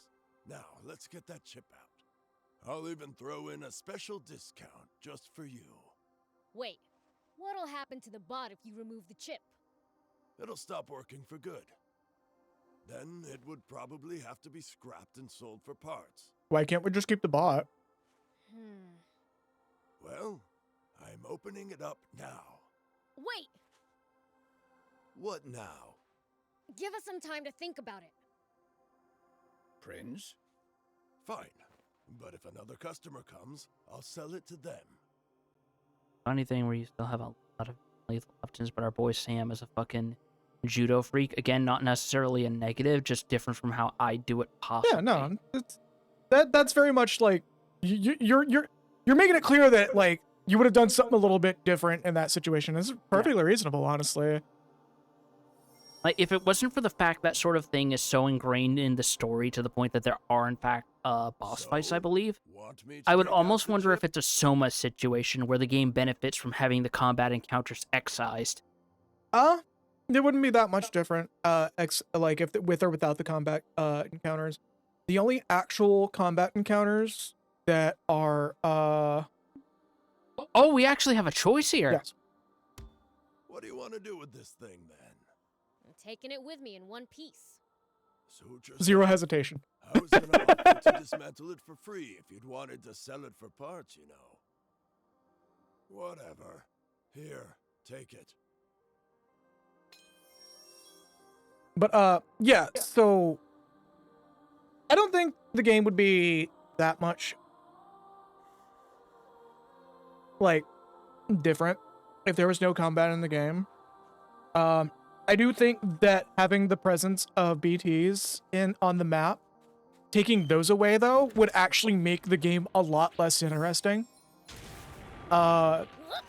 There are a few scenes in the game that actually has you, like, you're interacting with BTs in a capacity beyond thing that can kill you and thing that can cause a cataclysmic event that kills everyone.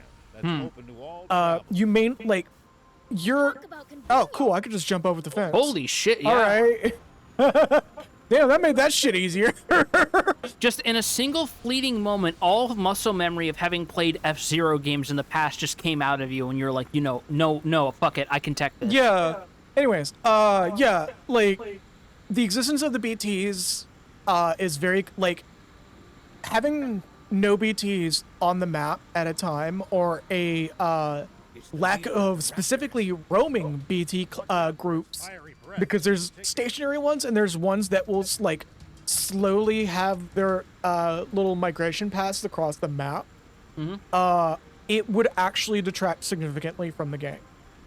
It would still be really interesting because you're in a bit of a, like, a post cataclysmic event scenario, but like it would quickly devolve into audio logs and like long-winded conversations about how you got there versus just showing you that like, oh yeah, something's fucked up and that's how you go. Oh, this is the arena. Yeah.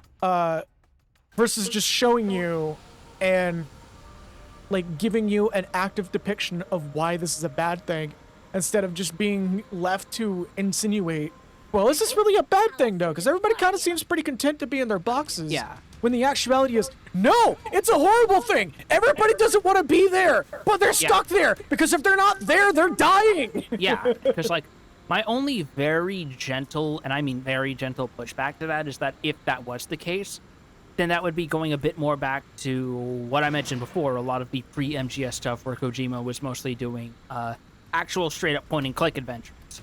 Yeah, Nexus is even agreeing it wouldn't be as effective if they were stomping around like idolins.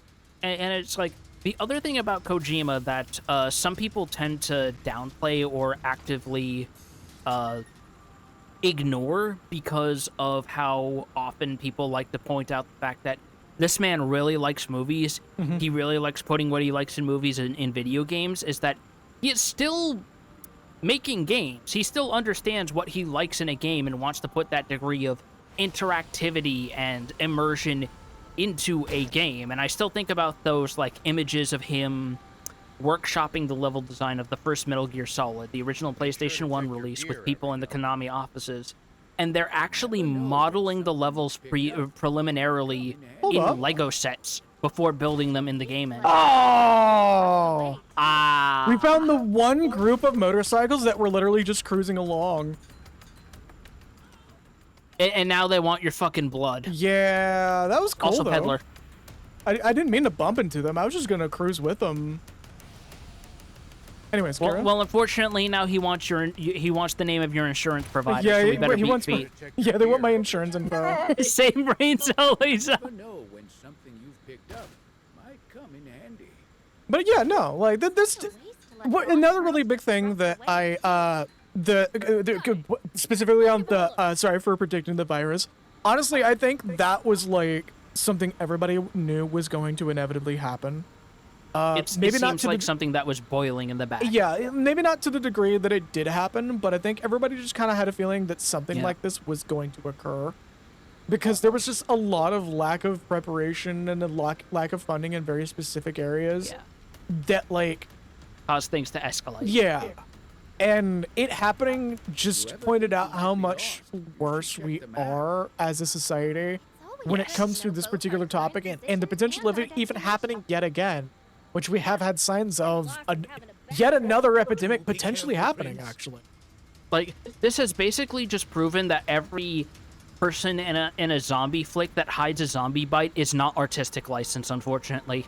Yeah, there's going to be people who are going to actively try to hide, you know... No, you know what? It would actually be even worse. It would be more like Shaun of the Dead, where people keep trying to go on, even when there's people wandering around eating other people's faces in the background, because it's like, well, it's not hurting me. Time to the pub. Yeah. Whoop. Oh, God. It's really funny to be talking about Kojima because I've been watching a couple of I'll check on this later. All right. I've been watching a couple of things on Lime's compilation channel, and one of the things she recently uploaded, like yesterday or the day before, was her streaming the entirety of Indigo Prophecy, aka Fahrenheit. Yup. I'm so glad that studio's fucking dead. And it's like, there's a moment that tells everything despite the fact she says barely nothing, and it's the one where she goes to talk to the stereotypical Chinese antique seller in New York, and you just see her like V-Bridge or like VTuber avatar like lean back, eyes closed, and you just hear this language sigh. Mm-hmm. But no, David Cage is a visionary. He's our Western Hideo Kojima. No, he is not. Like the bar that David Cage would have to make is way too fucking high to be like the Western equivalent of David Cage. God. No, actually, there's an example I can think of that's even better for what I think is when she's like trying to go into this with like a faux open mind, opens the game, and instead of new game, it says new movie, and she just immediately goes, "What the fuck, man? Fuck off!" Yeah. Like, she gets to that point of so angry that her British accent almost breaks through the cutesy mainstream American anime girl voice. I need to make sure that this game's not loaded onto a spinning disk hard drive right now, after stream today. Ah, really? That load screen indicates that I might have accidentally moved it to the storage drive, and we're running off of that right now. How does that even happen? Hold up. Let me check. I'm gonna check that live on stream. We're not having yet another Dark Souls 2 stream where we spend like 30 minutes of the stream moving a game around. Yeah. I'm just checking. White text jump scare. That has been there day How one. new is that? That's been there for months, almost a year now. I have not seen that yet. No, That's surprising. It's been there. It's actually funny. See, Sandland. It's under installed. Yeah, I was gonna say, do you have these ordered alphabetically? No, depends on the. If a game's running, this gets really slow. So give me a minute. They can't see this. LMNOPURS. All right, cool. I know my alphabet. Setting. Crap. It says internal drive. The game's just not prepared for it. Yeah. Okay. You are also using a relatively fast vehicle and boosting the fuck out of the place, so that's probably also not helping. No. Usually when open world games like this have trouble loading zones, it's either loading too quickly or not loading fast enough. Is usually why we get these weird load screens. All right. Give me a moment here. Don't dump the whole bag in your mouth at once. Oh God, it's everywhere. Now I'm grabbing something to. I'm gonna grab something to drink real quick. I'll be right back. Yeah, no worries. Also, studio mode. Dear God, it's all over the walls. Oh no!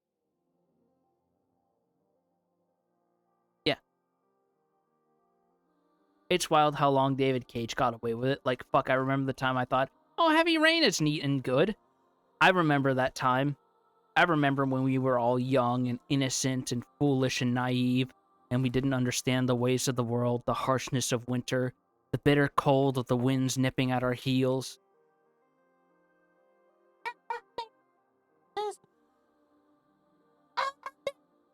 We do. Whatever will we do? The winters have come and got us all. Yeah, I'm honestly the fact that like David Cage to this day is still being defended by a number of people, even with all the information that's out now. Just want to let that sit. For what it's worth, I think that base of defenders has been shrinking because of all the stuff that's come out. Because I know at least a few people that have said like, man, when I reviewed Heavy Rain for insert website that unfortunately no longer operates anymore back in the day and gave it like a 7 out of 10, I wish I could have gone back in time and told myself, I bumped that down by like 3.5 points. Yeah, because like once you play it more than once and you actually have time to sit there and process it, you realize it's not actually that good. Because it's like, that's the funny thing about the Quantic Dreams experience is if you go through the games roughly as they intend you to, things seem fine. But if you try going off of the beaten path at all, you quickly see the cracks form. Yep. Like, I still think about the old Best Friends channel and how they were trying to reject the shitty boyfriend character in Beyond to Fucklestucks or whatever, and the game kept pushing them together. Even when you take every opportunity to say, no, fuck you, they still try to have this, like, moment of yearning at the end. Any progress with the chip?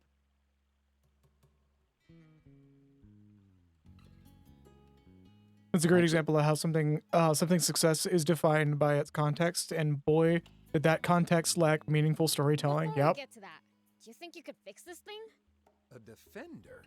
Why would you... Never mind. If you need it, I'll see what I can do. So there's a reason why I picked for this robot to be spared, by the way. I mean, apart from the fact it just feels like the more moral thing to do. Where did that guy go? Attacking me out of nowhere like that.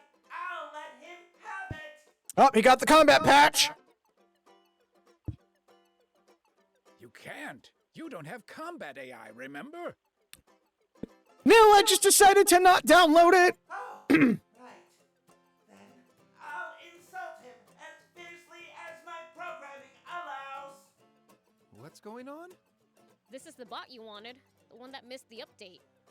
Oh, why'd I bother fixing it then? I need to take that chip back out. Oh, you wouldn't want to do that. You would regret destroying me. As the only unit to lack combat AI, I am a one-of-a-kind. Yeah, we know. Ah, I get it now. You got attached to it, didn't you? No. I love this guy's I'm just a little birthday boy mentality. It's okay to admit it.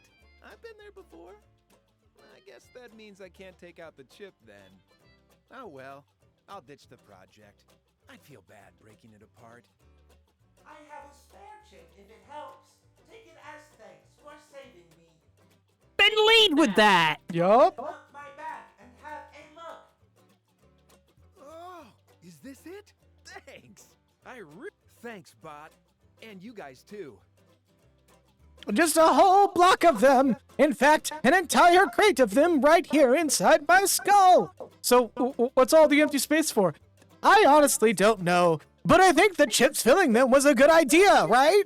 Once I've finished, I'll give you the new chip to repay the favor. Nice. So now, what do we do with the bot? Keep him around. It doesn't have anywhere else to go. Will I be able to make Yeah, just a milk crate full of AI chips. If you stop mocking people to Or it's like that fucking image of like a pallet of PS1 memory cards all stacked on top of each other. I was gonna say a fucking entire carton of GPUs and shit, but same principle.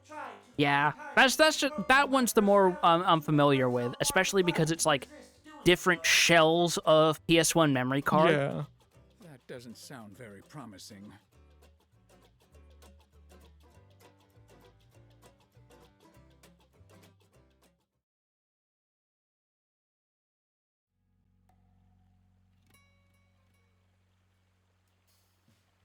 Why is this Steam Deck revving up? be able to make 100 friends?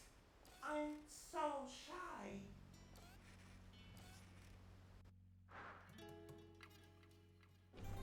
Wow. They don't make chips like this anymore. I'll take note. Sorry about that. Need some EX chips? And he now sells blue tears. Or Hey. cyan tears. which we now get to see the actual like performance jump between the two. More or less double at that tier. Especially considering it jumps from minimum level 1 to minimum level 16. Yeah. The chips are more or less just stat boosts, so it's not really like super important that like we have done this quest, but it's still good to have it because it adds to a greater thing at the end. Not to mention the speed and acceleration boost chips would probably help if you're trying to optimize the fuck out for a race. Yeah.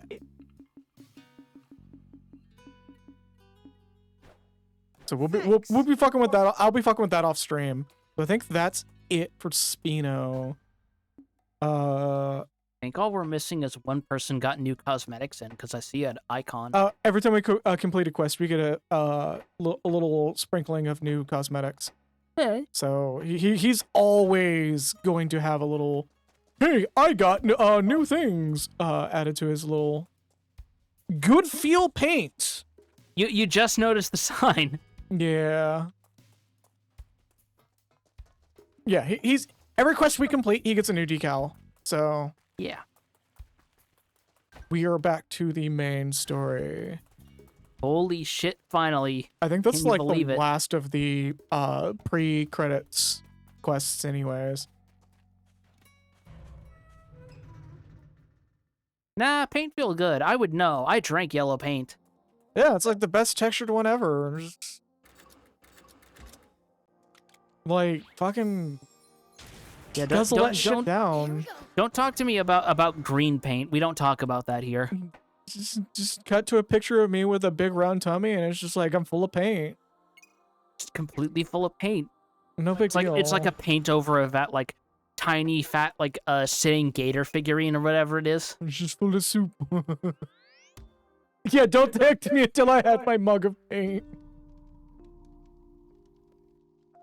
We should keep our distance from the army base unless necessary. Hey, you've heard of dipping potato chips in like molten chocolate? What about dipping them in black paint? No, just like holding a bowl that looks like it's supposed to have soup in it, and like smiling really big with my teeth showing, but the teeth is like really shiny silver and like a bunch of paint dribble down my chin, and it's just like, that was good food. Oh god, you know what it could also be though? It could be like that I think there's some cultures that actually practice like teeth blackening. It could be like that. No. Why? What's I'm wrong? so full of liquid lead that's been tinted with color. Yum. Oh my god. Make sure to check your gear every now and Did I just run one over? No, I think you just got a good clean hit with the missile. Well, so it goes. then. Make sure to check your gear every now and then. You never know when something you've picked up might come in handy. It's such a waste to let bot parts just rust away, too. Got it. And we just gotta Give him zoom. a look. Just chrome yourself up, become either a SpongeBob or a Mad Max future. Yeah. Just a fucking Cyberpunk 2077 NPC. You know what's one of the craziest things about Mad Max that I sometimes forget? They just imply that like the vast majority of the ocean is dried up already. What's even funnier is if you actually see, I think it was like a book or something that supplements that, and he's just like, no, people are just convinced that that's the case because they've never seen the ocean, but like in actuality, the ocean's just right there. It's always good to know both our current position and I don't know how that works, but that's extremely funny, so I'm okay with it. Oh, just people being completely unaware of the ocean existing because they just didn't bother to check. Especially considering it's pretty much explicitly stated that, unless otherwise noted, I think every Mad Max film takes place in some part of Australia. Yeah.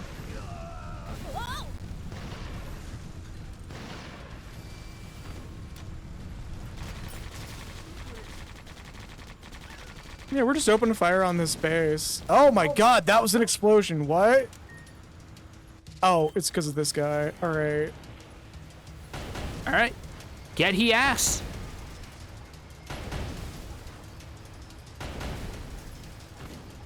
I gotta be careful because he has the anchors. And I like learning from the first that the first Mad Max kind of left room for it to be interpreted. Australia just kind of be like that though. Yup. Oh, he got loose. Because it's like, the weird thing about going back is having to remember, oh yeah, the apocalypse hadn't set in just yet in the first Mad Max. It was basically just, like a cop thriller, kinda. Damn near. Sort of like how people forget that the first Friday the 13th movie was a pretty tame slasher film, and Jason didn't show up till the second film. Yeah, getting lost and having to backtrack would be a pain. At least that He was got sort of stuck. fun. And he got unstuck in death. Check out all the enemies here. All right, let's head to the next base.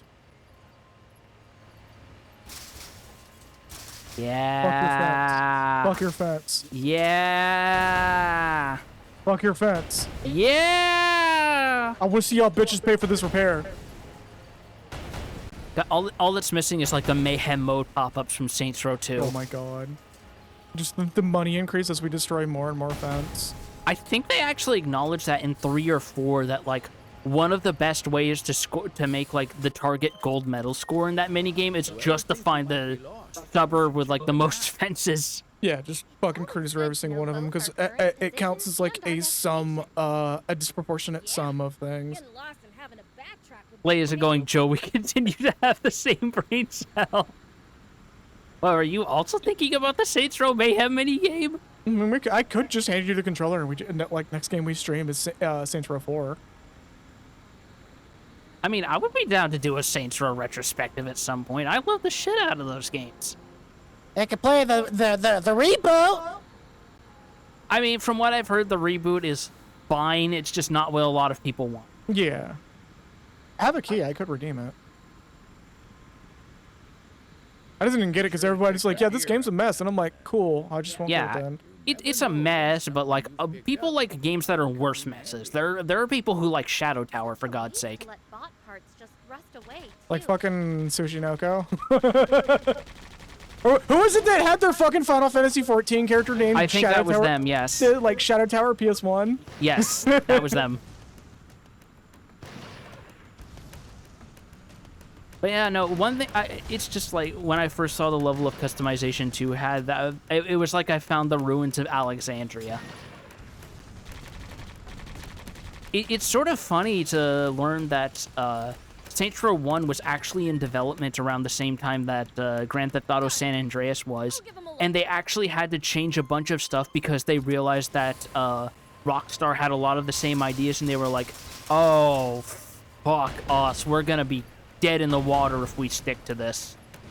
So that's why they moved a few things around, changed some of the naming conventions, etc., etc.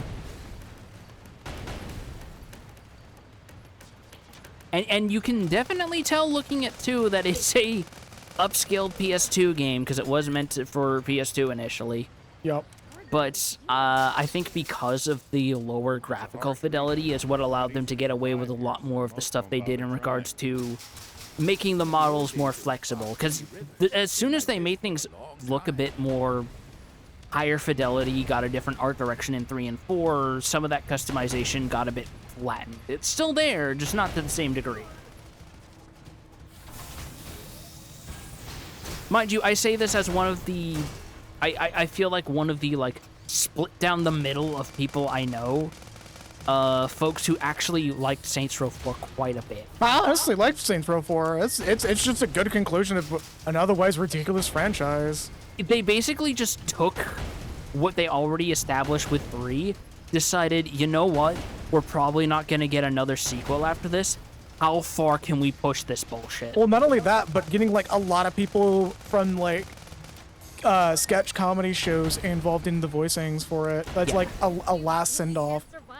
And also just, I didn't really like Saints Row 3's sense of humor all that much. There were a lot of jokes that were hit or miss. I liked a lot of the jokes in 4 more. A lot of the humor in 4 landed for me. I think that's everybody here. I think we took out all the enemies here. All right, Let's head to the next I phase. think we took out all the enemies here, says Beals as he drives away from the ashes of an entire tank battalion. Yeah, with no fences around anymore. Hold up, I see more fences. I gotta make sure what I Yeah, see no, we remains gotta true. correct that. We gotta correct that. There's a no fence policy. Unfortunately, the HOA says that you can't build these fences within 50 feet of another person's fencing. You're going to have to take these talked down. over the most satisfying noise that we could have ever had in this game, where we were popping 2 sets of fences at once.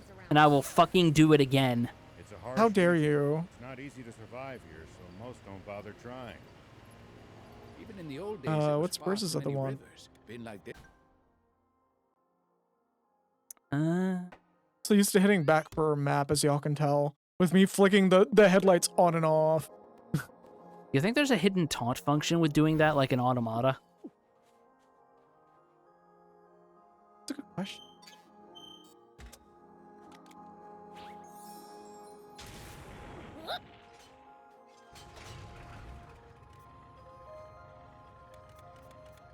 Yeah, just like find an enemy and keep flashing it at him. See what happens. It looks like we're not the only travelers out here. You flash your headlights, the enemy knows there's a cop around the bend. They just look at you and just give you a little wave. I hate that I immediately picked up on that because I had fucking a lot of friends back home in Maine who actually would talk about that exact same trick. Because some of them were dumb teenagers who did things they ought not have been doing.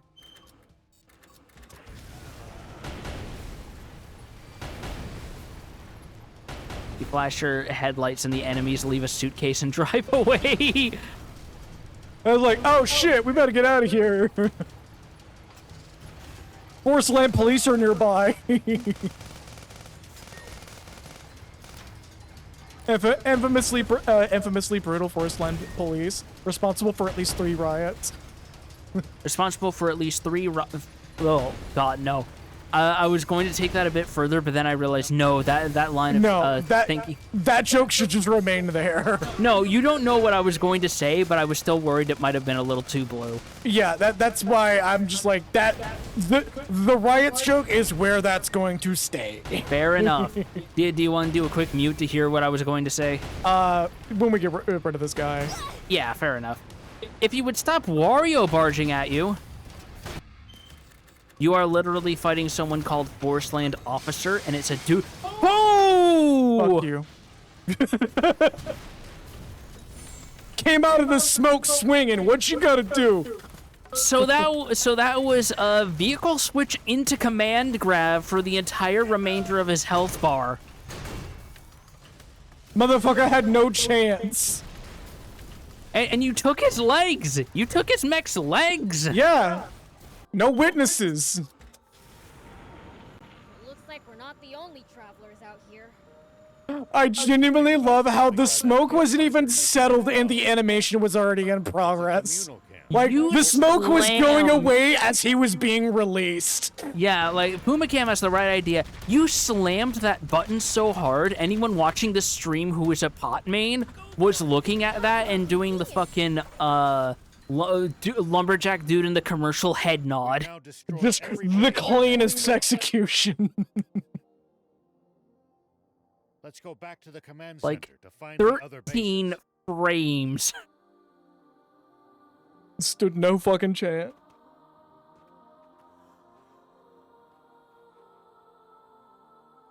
Like I said, the smoke hadn't even settled yet and the animation was on its way out. Shit already grabbed his fucking hat and coat from the rack and was out the door. Just have a nice day, sir. Abe Simpson walking in the burlesque house and immediately turning to get the fuck out. Yeah, the idea of like that attack animation, just like just the puff of smoke and then like the animation walking out the door before the smoke is even gone. You just, the last frames you see is the foot exiting the door. Right. That's how Like, motherfucker already exited stage left. You ain't even getting that one in. God, that's like the fucking... What was that? The fucking trend people were doing of, like, whiffing a combo and getting hit by the opponent, and it just immediately smash cuts to the victory screen. It's like that shit. Just, no, you didn't win.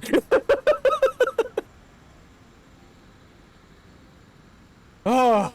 The funniest part is seeing that and realizing, oh, why are so many of these people fighting Makoto in Street Fighter Third Strike? Oh, right. Well, also the most funny thing about this entire scenario is like we now know how fast our ults can actually be dropped. The second we switch to that vehicle, if you're not holding the buttons to do it, like you're missing frames already. The second that you see your vehicle spawn, you can move and you can hit. You have control. The input should be already halfway. Yep. Oh yeah, right. Also, next bringing up that like someone rage quitting getting pot busted at like the perfect frame when Pot's face is like perfectly centered on the screen. Got it. I'll give him a look. The guys who don't want to fucking lose so bad that they have reflex per frame inputs of Control Alt Delete. or you could be like those fucking people who have like a dedicated lag switch when they're playing online, which I don't think works as often because more stuff is rollback. Hold up, have you not seen that?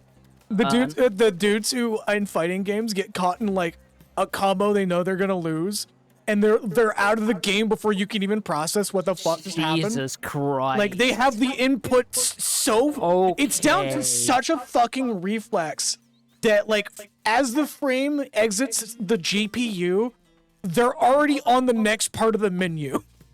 Oh my god. You're literally seeing a 60 FPS exiting the game in a rage quit. Like, it's one thing if you have the muscle memory of quitting out of like certain single player games because you're used to like fucking whatever, like, oh, it would take longer if I went through the motions to reload the save. I'll just close the game and restart it from the menu, especially in modern console operating systems. Rage quitting an online game that quickly, that takes so much practice. You could learn to actually get good at the fucking game, you coward. Hold up, I'm about to do something really funny. Okay. Don't worry, hold up. Don't bring attention to it. Give me a minute.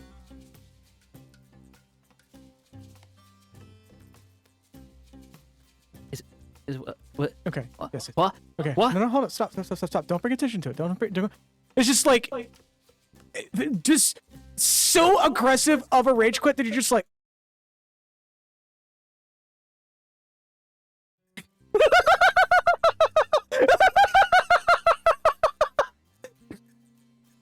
Are we gonna have to explain why the stream is cut in half on the archive channel? No, I didn't end the stream. I turned. Okay, so my I have a scene that I use to check everything without changing the scene what y'all view. I turned everything off, and it, like just to show you how quickly some motherfuckers will quit out of the game. They'll just be like. Beep.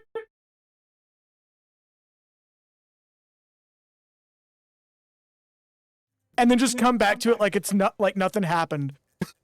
Oh, rest in peace, our chat playback, by the way. Oh, it's fine. General Shiva, what brings yeah, fucking Breaking Bad hard quote or hard cut. Need to time that with the Discord logout sound. Oh, I need to. Oh, I have the ability to do it. I gotta set it up now. It's either that or have a fake offline screen pop up just to fuck with people. No, it's either that or you sync it up with like with like Half-Life 2 menu scrolling sounds. Breaking Bad end credits. You have no clue how much I want to set up a credit screen for the stream. There's a number of things that I've been trying to set up for a while, but the amount of work that has to go into it does not agree with my depression. I'd like to speak to General Are. Wild Arms outro. Yeah. Yes, sir.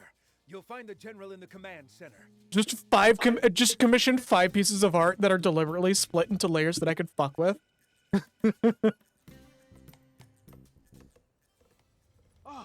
Just in time. I was just thinking of contacting you. We've identified the location of the remaining Force Land Army bases.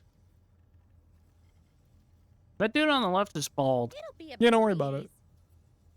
I'm worrying about it. Let's go crush the rest of them.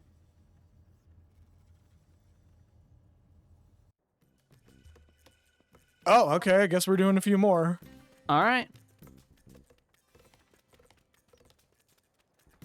I don't remember what I have for my outro screen, or not my outro screen. I don't remember where my offline thing is right now. I'm actually gonna take a minute to look for that real quick. All right. Studio mode. Go. So I do want to add that as an image and just set that up as a joke. Oh, my keyboard's not even turned on. That's funny. Oh. Let's see. Let me find that real quick live on stream. Yeah. Yeah. No, so wait, oh wait, yeah. Sonic 06 loading is gonna show for y'all, hopefully. Is it showing?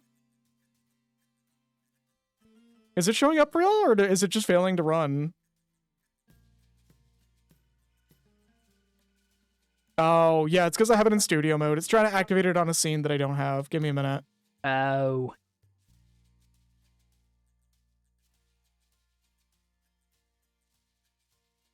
Okay, I think my offline screen is not... What's up? Oh.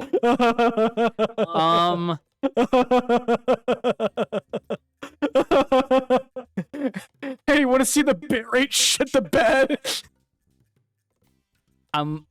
Do you want to hear something stupid? What's up? I saw that moving for a moment, and because it was moving in a very specific way, there was a small part of my brain that thought to myself, "Is this the end result of you doing you leaving the game idle on endless mode in Vampire Survivor?" Oh no! I actually made that for an art piece that I got commissioned, where it was supposed to be a black and white noir film, and yeah, I had to manually simulate like film grain, and it involved making a static overlay. All right. And yeah, just stream cutting away to.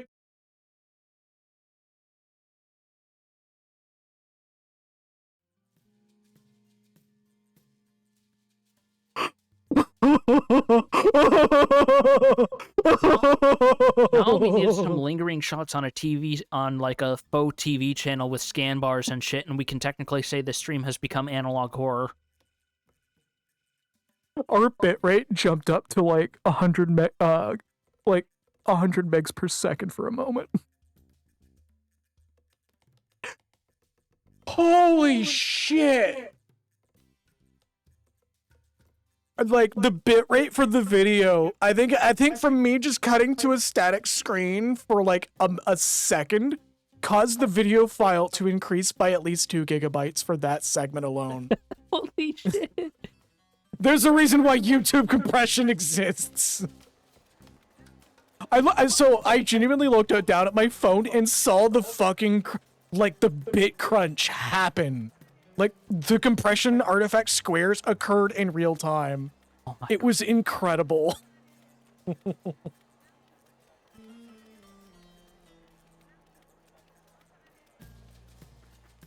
I might just create a dedicated scene where we have like the Freakazoid Relaxovision thing. Yeah. Like reproduced with like royalty-free video footage of nature. Yeah. Maybe not the same music, but definitely something like I can get away with. Yeah, something royalty-free, like a lot of Kevin MacLeod stuff. Yeah, just it's either that or the fucking the Kickstarter meme music. And ding ding ding ding ding. I want to suggest that there should be 2 versions. One that's just that played straight, and another version that's just looping recordings of both of us of way in the distance yelling with like a hella Doppler effect on it. It's distant recordings of us arguing. Just us having the filtered water argument again. No, not even the filtered water argument. Just recreate our Dark Souls 3 argument, but like make it very clearly fake. Oh God. Like we're just going full making up words for the Dark Souls thing, making fun of people who think glitching the boss is not a victory. Oh, fucking, just look. There's only one group of people that I have seen that are more miserable and at odds with actually enjoying the thing they claim to enjoy, and that's that specific brand of like terminally online Sonic fans who actually bother getting into arguments about the muzzle curve and the color of Sonic's arms. Oh my god. Like, when you have reached that level of being a Sonic fan, I think you need to step away and think about your priorities. The fact that it's like a thing that's not limited to one specific person we're not going to mention, the fact that it was a widespread thing, yes, shows that like it was not just that person's thing. It was like a number of people who were mad about it. Yeah, Malkin hit the nail on the head. No one hates Sonic more than Sonic fans. Oh my god. Like, I think it's funny that people think Aaron Hansen hates Sonic, meanwhile fucking Sonic fans. Yeah, because it's like, you guys sit there talking about how people who hate Sonic 06 are just being haters for no reason, and yet you'll turn around and say shit like, oh, but fucking Sonic Generations was like the worst thing that ever happened. What makes you so special then? But Aaron gets the short end of the stick. Oh my god, people who... Okay, no. Anybody who says Sonic Generations was the worst thing to happen to Sonic is not a Sonic fan. Like, I still think it's the funniest cope that people think that Aaron is some saboteur and not. Aaron is a kind of dumb motherfucker who has these very specific ideas of what he wants certain games to be, and has become slightly less hyperbolic about it over time. Well, he actually makes it clear every time it's been mentioned on Twitter, like, what his actual opinion of Sonic is, and it's actually not that, like... I see where he's coming from. He doesn't care for the games, but he likes everything that Sonic stands for.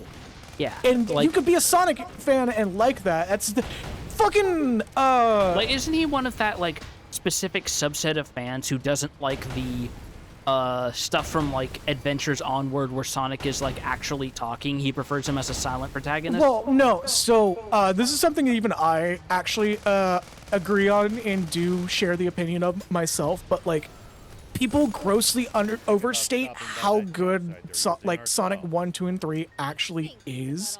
It's still a good game, but it's like everyone thinks it's about being fast and going fast, but if you actually play Sonic 1, 2, and 3, it's like, go fast now, slow the fuck down or you're gonna hit Oh my god, Lisa just put it into a way that I never thought of before. Showing my love for the anti-authoritarian radical hedgehog by insisting there's a very specific way he needs to be depicted. Oh yeah, the Freedom Fighter Sonic?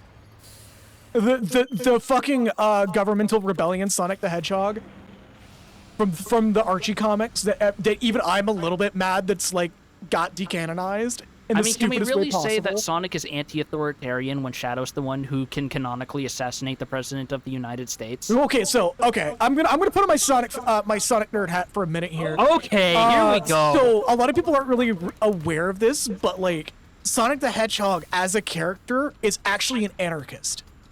The entire point of the Freedom Fighters Force, which Sonic isn't technically part of, actually, is to overthrow authoritarian governments, including the Acorn Kingdom.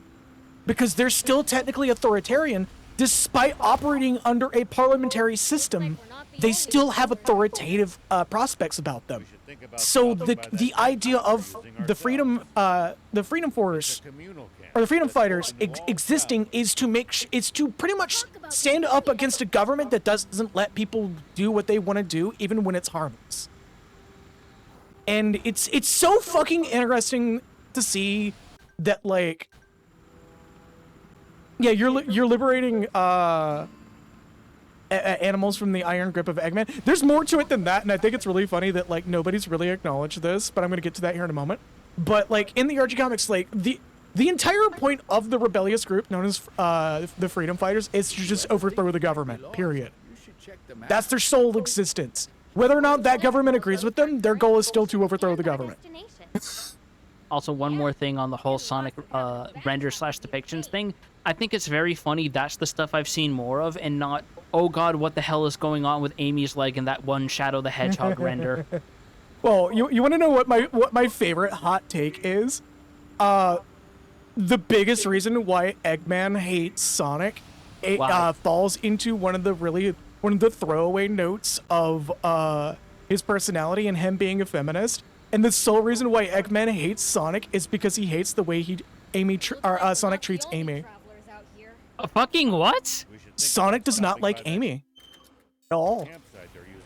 He just tolerates her.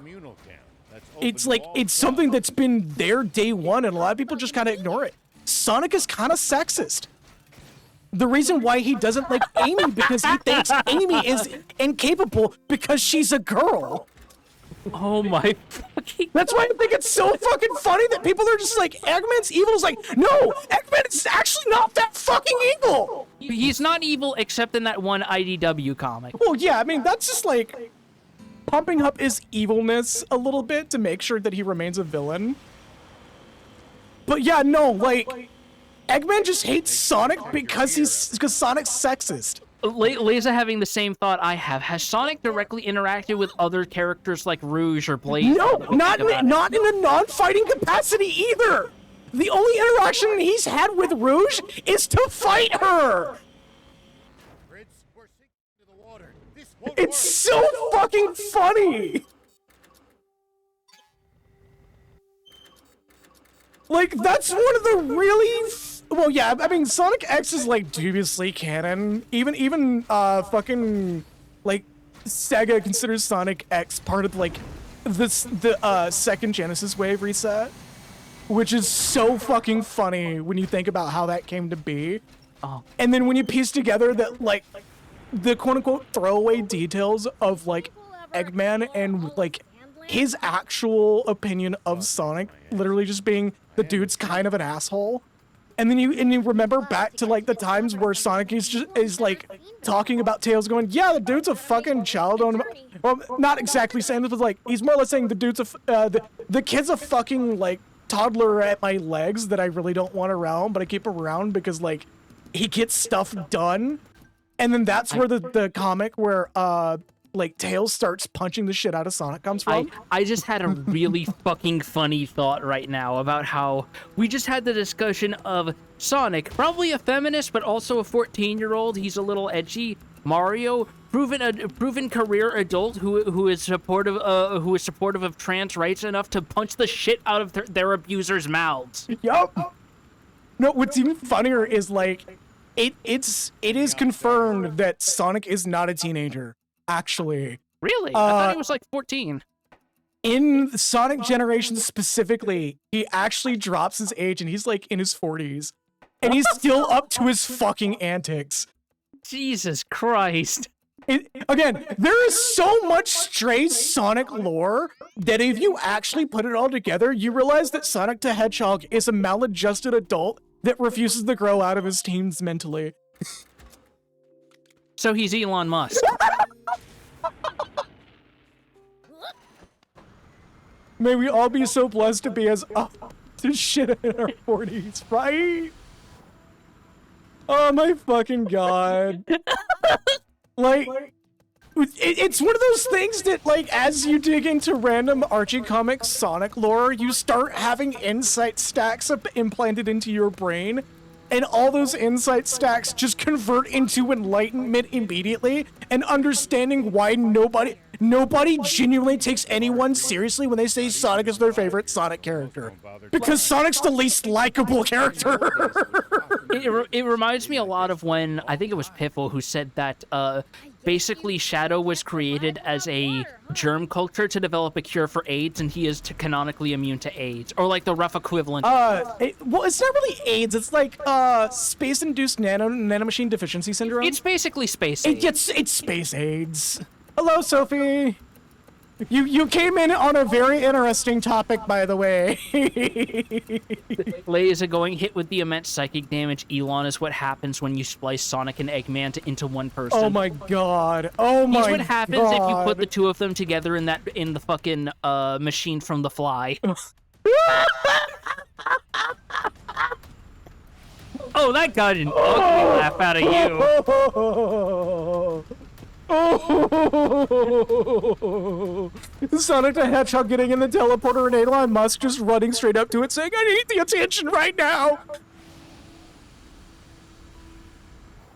and just ultra evil fucking Eggman, or more specifically Robotnik, because he was like cartoonishly evil. Now that he's apparently canonically a separate person. I mean, it's weird because it's like the other thing that I've seen as like an outsider is that Robotnik's characterization of like the balance between goofy villain versus threatening villain seems to vary based on whatever the writers feel like for the tone of whatever storyline requires. And I think one of the most interesting, I think Lytharo and his crew made this joke, but I believe it's actually canon, that like one of the biggest reasons why like a lot of Sonic levels are just like carnivals and shit is just... Oh no, that's from the comics. Oh, it is from the comics. Okay, cool. Yeah. Like the reason why there's a lot like always like this weird casino night zone or carnival zone is just because he likes festivals. Like there's literally a moment where he and his like a duck or platypus toady character from the comics are staring, and he's just like, "Sir, why do you keep making theme parks out of everything?" And he's just like got this big shit-eating grin, and he's just like, "I just like theme parks. I don't know what to tell you." Yeah, it's like it's that simple, dude. I just like them. Just like don't look too into it, man. Oh, I hate this. Oh, are they doing the dragging you to a crawl thing? No, so because we're moving at the same speed as the texture, it makes us look like we're not actually moving that fast. Oh, right. See? No, I see what you mean. It's the whole like optical illusion Yeah, thing. we're trying to get to a certain area. Honestly, same, but I'd totally make a bunch of festivals and shit. What's even funnier is I think it's also canon that those festival grounds is literally the source of his income. Like, that's why he's so filthy rich, because he makes the best theme parks ever. Oh, yeah, fuck that pinball table outright. That one sucked. Isn't Sonic Heroes the one that has a really fantastic first level and everything else kind of falls to shit? Yeah, like, the first level is really good, and then, like, all the levels after that are just really subpar. How are we supposed to get to this one? What the fuck? Are we missing something? Like, you see what I'm talking about, right? Yeah, I see it. I'm just trying to figure out what the route is. Did we like get distracted because we were talking about the fact that Sonic doesn't drink his I respect women juice? I love that I get to impart this knowledge onto y'all, and like I now get to just aggressively laugh deep inside me as people now look at Eggman as like, wait, hold up, but Eggman kind of has a point though. What their weaknesses are will help you. Like, sure, he stuffed a bunch of rabbits and wood jays inside of robots to power them as eternal engines, but look, it's better than the fucking internal combustion engines that everybody else is wanting. That's the weird thing about it, is like, hold up though. Do you think Eggman just did that because he realized that every other power source was just increasingly complex methods of boiling water, and he got very angry, like engineers are wont to do at that shit? Probably. Inflict minor psychic damage. No, I planted a seed in your brain that you will never be able to escape from. There's just this growing series of roots that every time you see Eggman be mad at Sonic, you're just gonna think about the every game. You're gonna think about every time like Sonic's been shitty to Amy and go, you know, actually I think he's kind of justified in his fury. This is the peak of my philosophy. All your characters should have this 10% portion that's just a total asshole. Yup. Just that little bit that makes the lore go so fucking deep.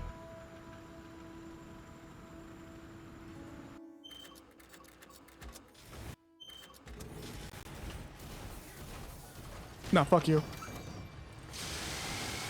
Command grab the tank. Why the hell not? Because that's the one we actually have to kill. The boss meter went away when we did that. Yeah, because you command grab the tank.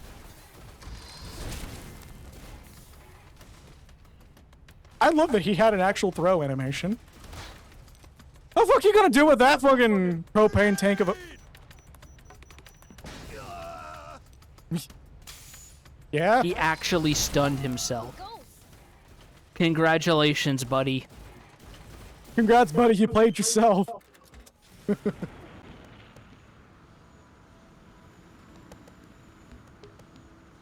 Dude threw a grenade and was hoping for the best and didn't expect to get fucking floored.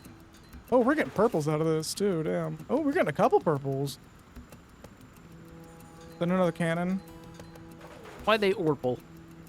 I think the 105 millimeter is like as good as it's gonna get in terms of like calibers, because we've been getting nothing but 105s. I mean, assuming it's actually acknowledging real-world calibers in proportion to gun strength. I mean, it's not a small bullet, that's for fucking sure. Yeah. At least that was sort of fun. Imagine if it's Sonic Movie 4 that introduced Amy and did the whole Eggman mad at Sonic the way he's treating Amy thing in there. Just the entire pivot of Eggman being a villain to Eggman actually being the good guy. Just the last second pivot.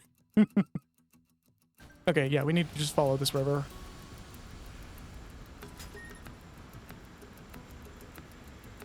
And special beam cannon. We do have that, actually.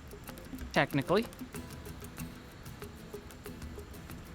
I think the funniest thing about the whole special beam cannon thing, if like you managed to, I believe if you manage to make it miss in Sparking Zero, like there's a voice line for it.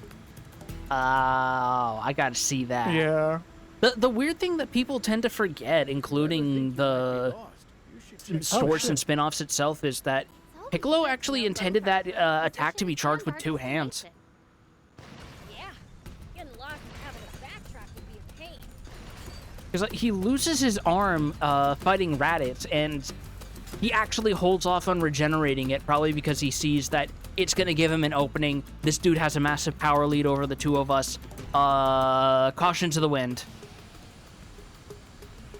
Wasn't special beam cannon supposed to be like his old fucking demon array from the 23rd World Tournament? I don't think so. I think it was. I think he specifically mentioned it was something he was concocting after Goku beat him in the 23rd Tenkaichi, because he wanted something specifically to kill him. Nah, that's fair. Homie held his grudge so fucking long and has said fuck it when the threat was worse than him. Yeah. I'm glad that was on the water. Or off the water. That would have sucked. Because like, if I remember correctly, his whole thing was that he still wanted to carry on his dad/prior incarnation's goal of ruling the world, and you can't do that if a bunch of space pirates are coming here trying to speculate on the fucking place.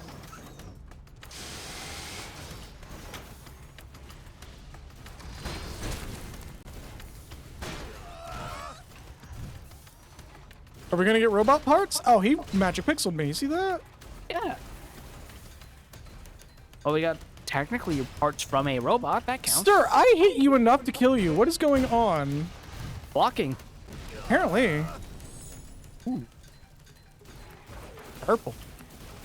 Endurance booster, huh? Are we missing somebody? Is there somebody running around that's like hiding in one of these tents or something? Oh god. It's always good to know Oh both wait, our hold up. current I see what's going on. and our destination. Yeah. We got a row jump scare for a minute there. You see that? Yeah, don't worry. Oh, okay.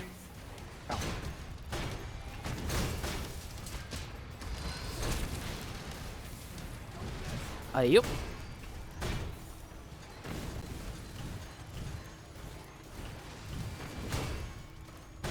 I think the 23rd World Tournament is probably one of my favorite fights in the series, actually. Oh yeah, even doing it through Kakarot and actually seeing like a video of it, that was like fucking animation porn practically, because it was just it was more or less the end of what was supposed to be the end of the series. It was the end of what people consider OG Dragon Ball. Yeah. And what a way for it to go out. And like they blew the budget on that shit. Apparently, like a lot of the episodes before that suffered pretty heavily because of it. Yeah. But like of the anime or in Kakarot? Of the anime, not in Kakarot. Of the anime. There was a lot of parts of the anime that just like fights were supposed to be a little bit longer, but because they wanted to blow the whole budget on the Goku versus Junior fight. Yeah. They pretty much went, I mean, I guess we could just like, you know. I mean, for what they did and the amount of choreography that they did put into a lot of the climactic fights at the time, I think it still turned out pretty damn nicely. Yeah. Making sure I'm not missing chats again. I think my favorite part of that fight is just that every time, like, Piccolo has a retort, Goku has an answer. Goku has a retort, Piccolo sometimes has an answer, sometimes has no clue what to do and improvises on the fucking spot. And it's great. I mean, that training from Kami, man, like, that did some shit for him. Not to mention the fact that it's pretty much proven that like, this is, like, the fight that should prove, if you doubted it, that when you actually get him to focus on his training and learning, like, techniques and get him in his groove, Goku's kind of a fucking savant when you get him into a good fight. Yeah. Because you don't really see that sort of critical thinking until a little bit of Vegeta, but then more so with Frieza. And then, again, in Universal Survival, like, towards the very end. Yeah, honestly. Like, credit where credit is due. In the moment that, like... Oh, right. Yeah. Weight class problems. The moment that, like, fucking Goku and Frieza start working together, they're formidable as fuck. They were keeping Jiren on his fucking feet. Yeah. Like, if it was Toppo, I think it would have been a different story because, like, you know, God of Destruction Awakening. Well, I still wonder if, like, Toppo is actually stronger than Jiren when he goes all out. I don't think we actually had anything definitive said. I think, at least in the manga, it was, like, the only reason Jiren wasn't allowed to go full in is because he was having the God of Destruction Awakening, and Zeno was just like, no. Yeah, and when Zeno says no, you listen. You will be deleted if you say otherwise. Like fucking, what was it, Universe 6? Not 6, Universe 2?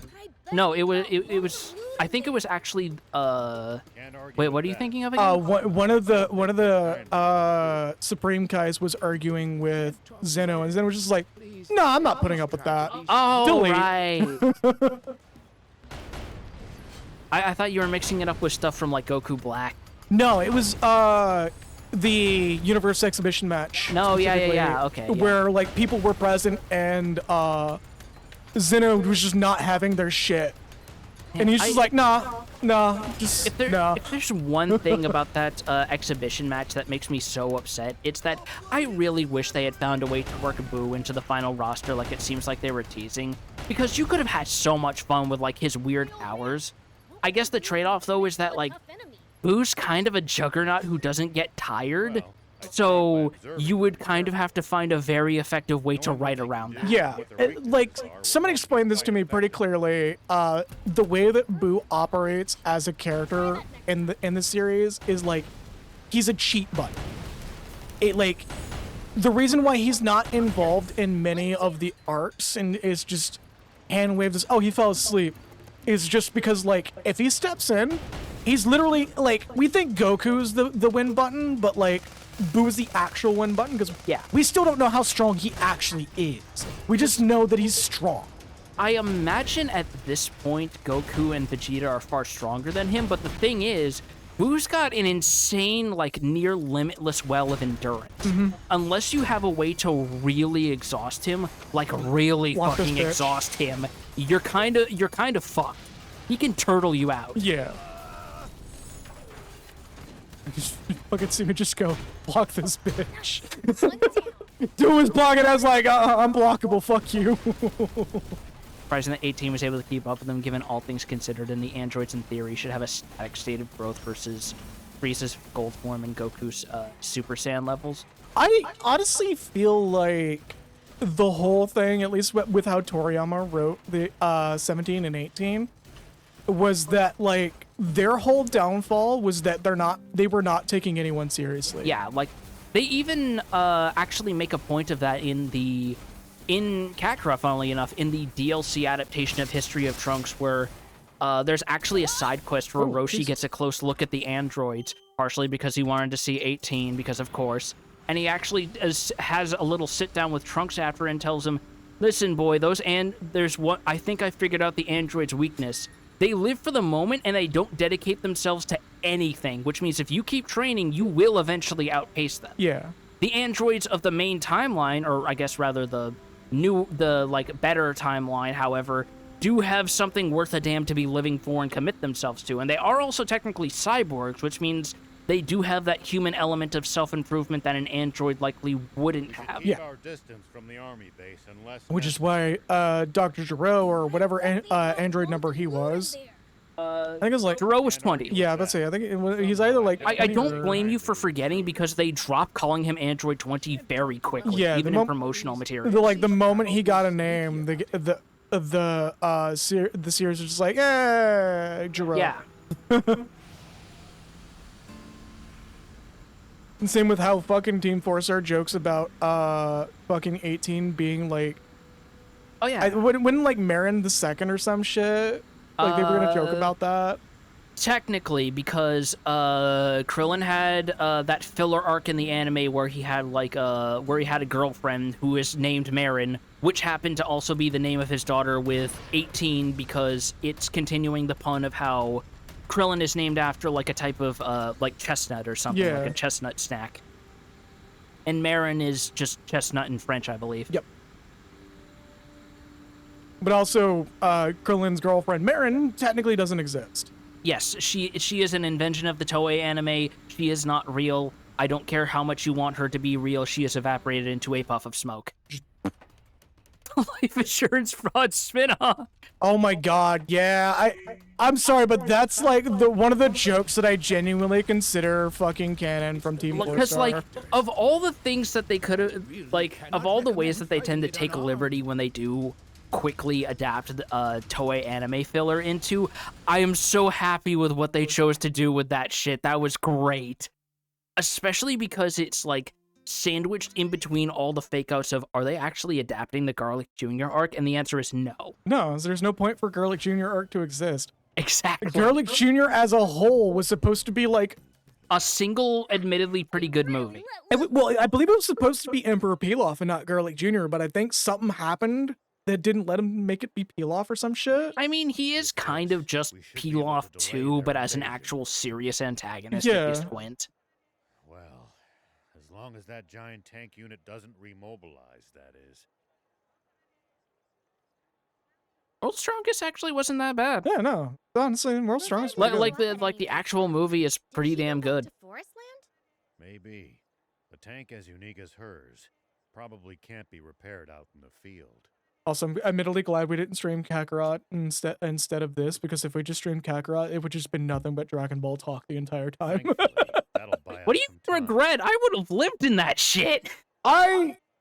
There's a lot of things that Sandland is a lot of like brain chemicals that Sandland has been giving me that I'm really glad that we picked this over Kakarot. Oh yeah, no, like I'm not saying that part. Like I'm so glad that we picked this because it's fantastic. But like if we do that in the future, boy howdy, is there going to be a lot of yapping. Yeah, no, you'll probably be in control of that actually. Probably. Because like I'm enjoying Kakarot, but like I don't. Wait. It's not giving me the same brain chemicals as this game is for streaming. Well, no, because it has the advantage of all the damn vehicle porn is why. Well, also, it's just like this... Kakarot's fine, but it feels like just Budokai. Like an Budokai adventure game. A little bit, but that's also part of why I like it, because I remember being 10 years old, seeing the world map in Budokai 3 and going, oh! Yeah. I love the capsule vehicles. Yeah, no, this game's awesome. Also, hello, Zolani. I forgot to say hello to you. Hey. Real impressive how much could drop pieces versus like instantly destructible ability. Oh yeah, like one of the things I love so much about a lot of those Toei movies is the fact that they got very creative with a lot of the sets, I guess you could call them. Like a lot of environments you don't see in the source material. It was the same studios that worked on the One Piece movies as well. Yeah. Funnily enough, I think some of the production staff also worked on the some of the Generation 1 Transformers episodes. Because I know that was like a three-way venture between Toei and a couple other studios, ACOM, one other who I forget. Without cause. Let's go. Hey, hold up, I gotta grab my phone real quick. Yeah. There was something I was gonna specifically recommend for those who do, like, if you like are tangentially into One Piece, there like if there's one thing that I could recommend if you don't read or watch One Piece, at least check out give me a minute. I'm trying to remember which specific movie. 4?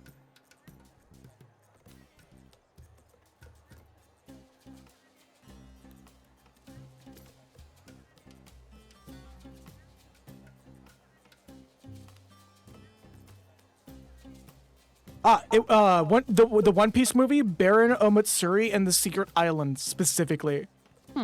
That is like genuinely even compared to fucking Strong World, I consider Secret Island to be the actual best One Piece movie.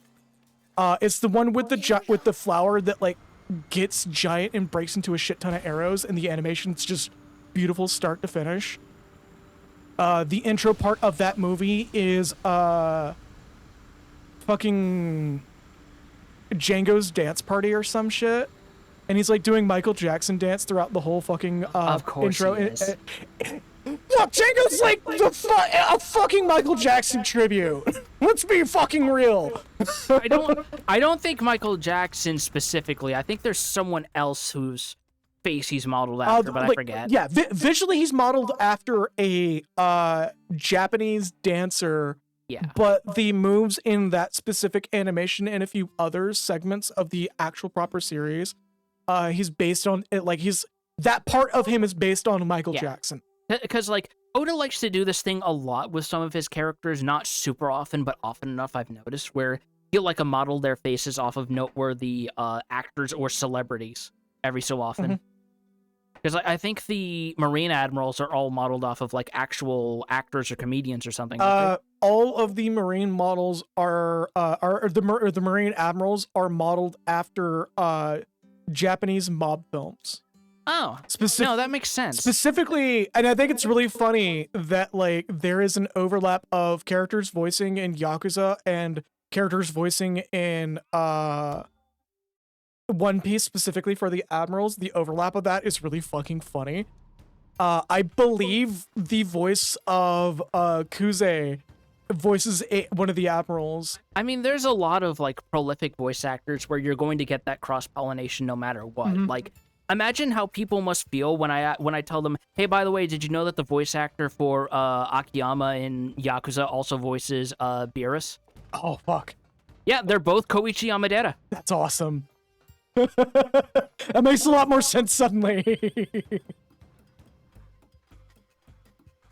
But yeah, no, if there's one piece of One Piece media I would ever recommend somebody checking out just as a whole, it's the Secret Island movie. It's just a general, like, the animation's amazing in it, just alone. Hey, you made hey, it's Mr. GameCube Pompadour. You mean Game Boy Advance Pompadour? There's a Game Boy Advance colored exactly like his hair. It's closer to what I imagine when it's not, like, the lighting brightening it up. Because his hair's more purple in some lighting. Hey, question for you. Do you have Lost Paradise on console or PC? It's not on PC. It's only on PlayStation. But I do have it, yes. 4 or 3? 4, which also means 5. Okay. Well, we don't know if it's 5, because there might be compatibility. It's not perfect backwards compatibility, unfortunately. Okay. Yeah, I imagine it's a case-by-case basis. Yeah. Maybe I was But it's got some rough edges because it was in development on the old engine around the same time they were moving to the Dragon engine, but I still like it for what it is. Where is my father? Crump Army Research Lab. I'm sorry, what Army Research Lab?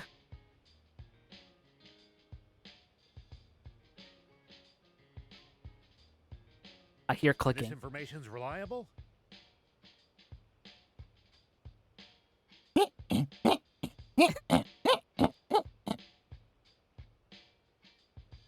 Very much so. Grandpa's your sweetie pie? Crower's subordinates helped us feed false information in the Forest Land I know the base is not named after a Simpsons thing. It's named after another name for a pancake. Who calls a pancake a crump? The British. It's a crumpet, specifically.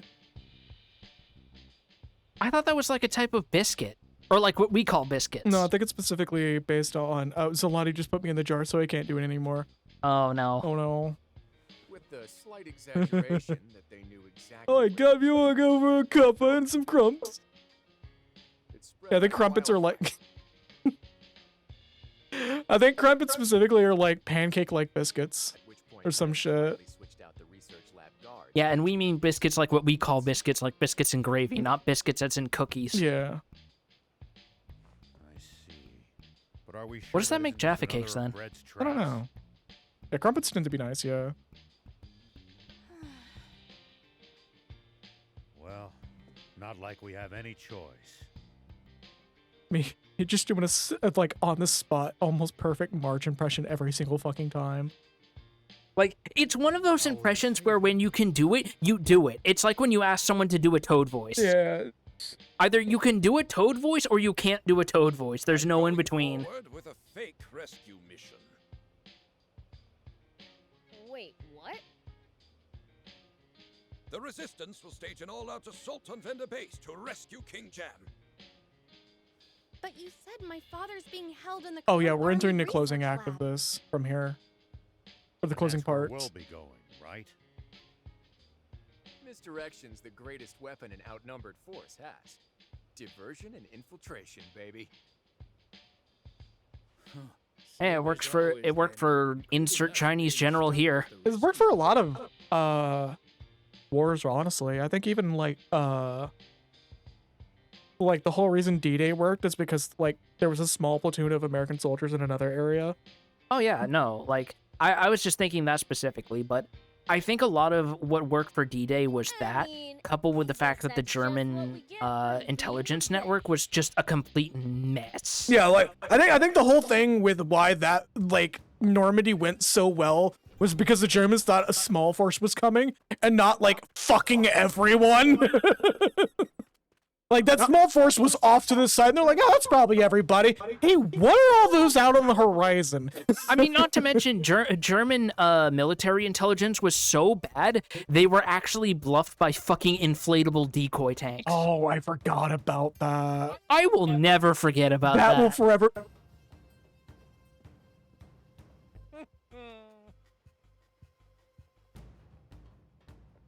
Bro, we could just cut that rope right now. What are you bragging about?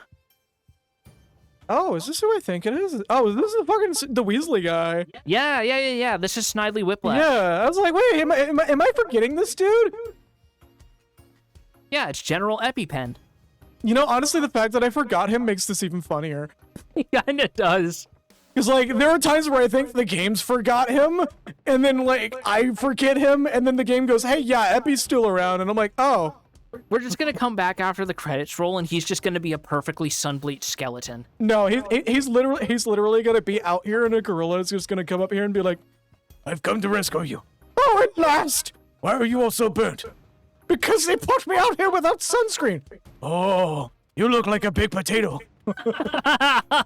Just that mighty boost joke. Yeah. Let me out of here. Give me something to ease the burn. Johnson's sour cream. God, Bolo was like one of the best Boosh bits. I love how them going from just making him a kind of funny but like just overall monkey character of like a dude in a suit to like an actual character produced one of the funniest fucking characters on the show. Mm-hmm. Specifically, I believe the bit originally spawned from the pilot episode, not the pilot episode, the episode after that where they were trying to get two rare gorillas to breed or some shit, and like Bob Fossil, which is like, we gotta go get the hairy guy with the hands for feet, the gorilla. Yeah, hold up, say that again. Gorilla. I mean, I thought the whole thing oh, it's initially, pandas? like, the series was that he was like a fucking familiar or something before he just became a guy. Oh yeah, you know, you're right. Bolo was Naboo's familiar. Which seemed funnier when you actually know like a bit of like the production story of why Naboo became a recurring character. I think I forget. Refresh my memory. It's just Noel's brother. It's like he just wanted to include his brother on the shoot, and he just happened to deliver some jokes the funniest ways. So he's I like, mean, fuck it, let's keep him on. I mean, they made a good call. Yeah, no, fucking the dude who played Naboo was like fucking killing it. Not to mention they made the best of what is clearly a low-budget show, and boy howdy does it show. And I mean that as affectionately as possible. Fucking the BBC was not gonna let him have a budget for a good while there. Didn't they actually, like, specifically... Like, I don't know if this is true, but I've heard they requested this perhaps tongue-in-cheek, perhaps not. Hey, if you're going to renew us for a season 2, could you actually give us less of a budget? Okay, thanks. For season 3, yes. Or series 3, yes. Okay. That's why series 3 doesn't take place in the shop, but takes place in Naboo's apartment, which I believe for the longest time was Noel's actual apartment. And the only reason I know that is because when they were interviewed for Comic-Con separately about what if they want to do another series, it like showed Noel a little bit depressed because it was fresh off of series 3, and he's like, yeah, I would love to, but like Julian has to take care of his family, and I have to respect that. And I'm like, these two guys love each other in like the most like edging on being gay, but also insanely respectful for each other. Yeah. Like, I'll send it flying. sorry? Elite Panther? Oh, fuck! Oh, yeah, that Panther looks pretty elite, all right. Hey, you ever just accidentally wander into an optional boss in a Soulsborne game? You know that meme where it's like the fucking gif of a muscular dude just being flipped back and forth and like the aggressive echo running sound? That's what we just had happen with this enemy. Gorilla was when they introduced Bolo as just a gorilla before Series 2 when Howard went to Monkey Hell. Yeah, that's what it was. Okay, also, yes. Oh, no, you got it Series mixed 2 up. was Series the 2 was apartment. apartment, Series 3 was shop. Okay, I was getting them mixed up. I know that the apartment was just literally Noel's apartment at the time. And, like, that's why it was really funny. Because in interviews, you would see that apartment that they filmed in, and, like, it's all painted white now because it was a set, and they had to paint it for him to move in. Oh, God. It's a fucking loft. Like, it's a very nice loft, by the way. Oh, I imagine. Some of those British lofts are very, very nice. Like, it might as well have been a paint studio, because, like, Noel was just putting his paintings from the show up. Like, he actually, like, all the weird art was just him. He was just doing weird art. Like, I think that's something I also like about both Mighty Boosh, but also Venture Brothers, is how you can look at both of these projects and tell this is clearly two dudes who didn't imagine this becoming as big of a thing as it was, just putting as much of what they like about the topic into this fucking thing as they can. Mm-hmm. Because I know there's been a few times where they'll make their usual references in Venture Brothers to historical references and in-jokes and stuff, and there will be moments where I think Hammer will try to put in a bunch of references to like some obscure fucking painters that only 20 people know about, and Public will have to rein him in and say, no, we have to use someone who's a little more recognizable here. Funk. Okay, yeah, I was getting Series 2 and 3 mixed up. I thought Series 3 was the one in the apartment, but then I remembered Series 3 had the eel salt game. Hold up. Hold up, we're having some computer issues.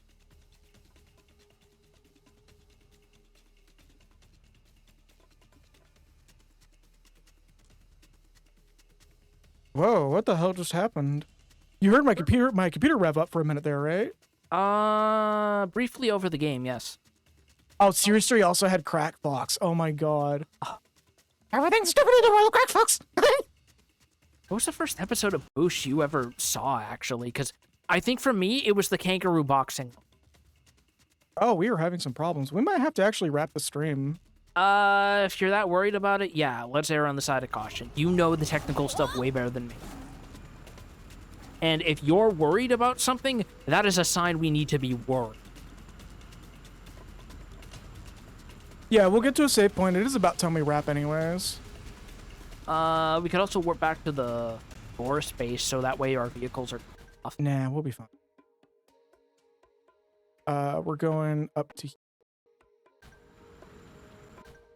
Oh, Jesus.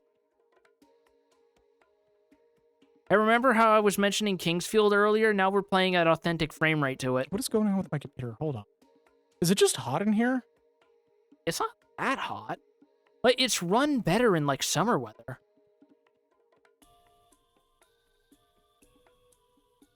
Give me a moment, Maybe. everybody. Yeah.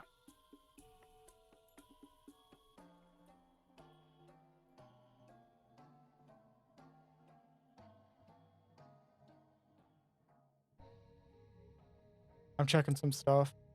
Right. Right.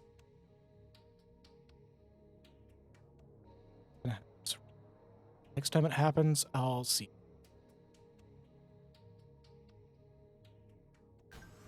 All right. I guess our computer's more a fan of Peep Show. No, what I think happened is a program that was trying to close for a while finally closed, and then it caused a bunch of fucking problems. See, my guess was just going to be it was suddenly downloading something without your permission, and that was slowing things down. No, I closed something in the background that I don't want to say publicly before stream, and sometimes it takes a long time to close down. We're lighting this tower up before we're done. That was super weird, though. I think it's done, though, because now it's like... Still probably wrapped. Yeah. Also, G, asking us for the materials that are leaking out of our ears. Thank you, game. Oh, that's right. The more I think about Series 3, the more I'm remembering all the weird bits of fucking Series 3. Crack Fox, the Bounce Castle, the Eels song, obviously. Yeah. The Naboo actually committing to a turnaround. God, I actually need to like find a way to rewatch that again. I have the DVDs, Same. but like there's some of the DVDs are damaged now.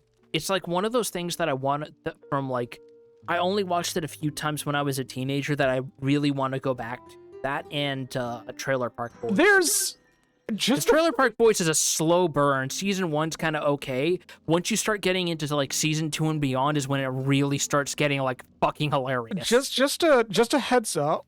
The Spirit of Jazz character is very dubious. I would imagine so. It's not technically what it could be perceived as, because it does enough to make sure that it's not that, but the road's well maintained. It edges pretty close to a certain thing that Justin Trudeau has done. Oh, if you remember the Spirit of Jazz bit. Oh, so they have a Mr. Popo episode. Oh no. Like kind of yes, kind of no. It's like it's more of like just a skull painted over the face, and then like the foundation is... Okay, so it's a false alarm. Yeah, it's like a false alarm, but if you kind of like think about it a little bit, you're just like, that does get awfully close though. Like, the samurai has the sword in his hand, if you know what I mean. Yes, no, I know exactly what you mean. Because I know Wooly and shit, actually they've reacted to something extremely similar. Someone putting on fucking grease paint makeup for a skull face, and there's like a TikTok mashup of a dude coming into the frame, seeing the gold skull face paint and just nodding his head, and the caption text, false alarm. Yeah. Okay, we're gonna wrap it. Yeah. I'm thinking of Reggie, like, seeing that and going, I will forever have to ask people when they do that, are you done? Take your time.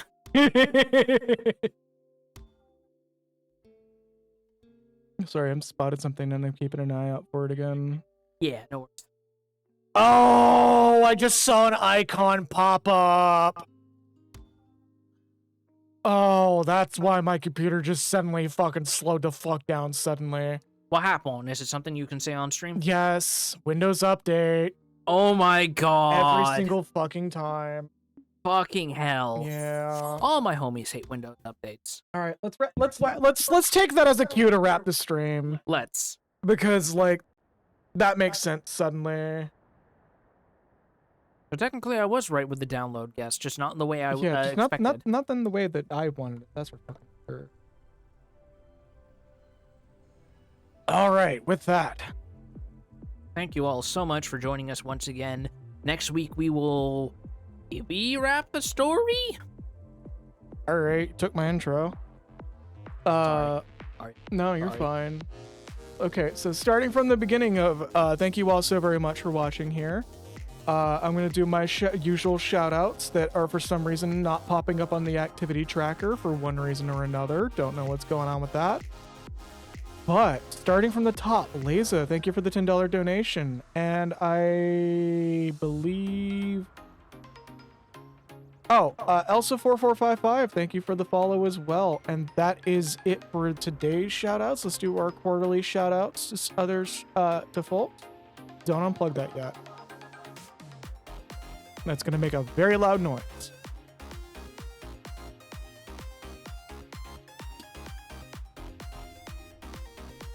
Anyways, Zolani, thank you for the donations and enabling the build streams. Lezo, thank you for the donations. Nexus, thank you for the Gundam model. Malkin, thank you for the donation that I saw pop up but didn't get a notification for. And I believe that is it for all of the shout outs for the day. Thank you all so very much for watching. See y'all next week. Have a good night and stay true to yourselves. I'm gonna go murder a little creepy crawly that just decided to visit my desk, but also kill Windows Update. See y'all next week. And also, yeah, we're probably gonna be at least getting close to wrapping the game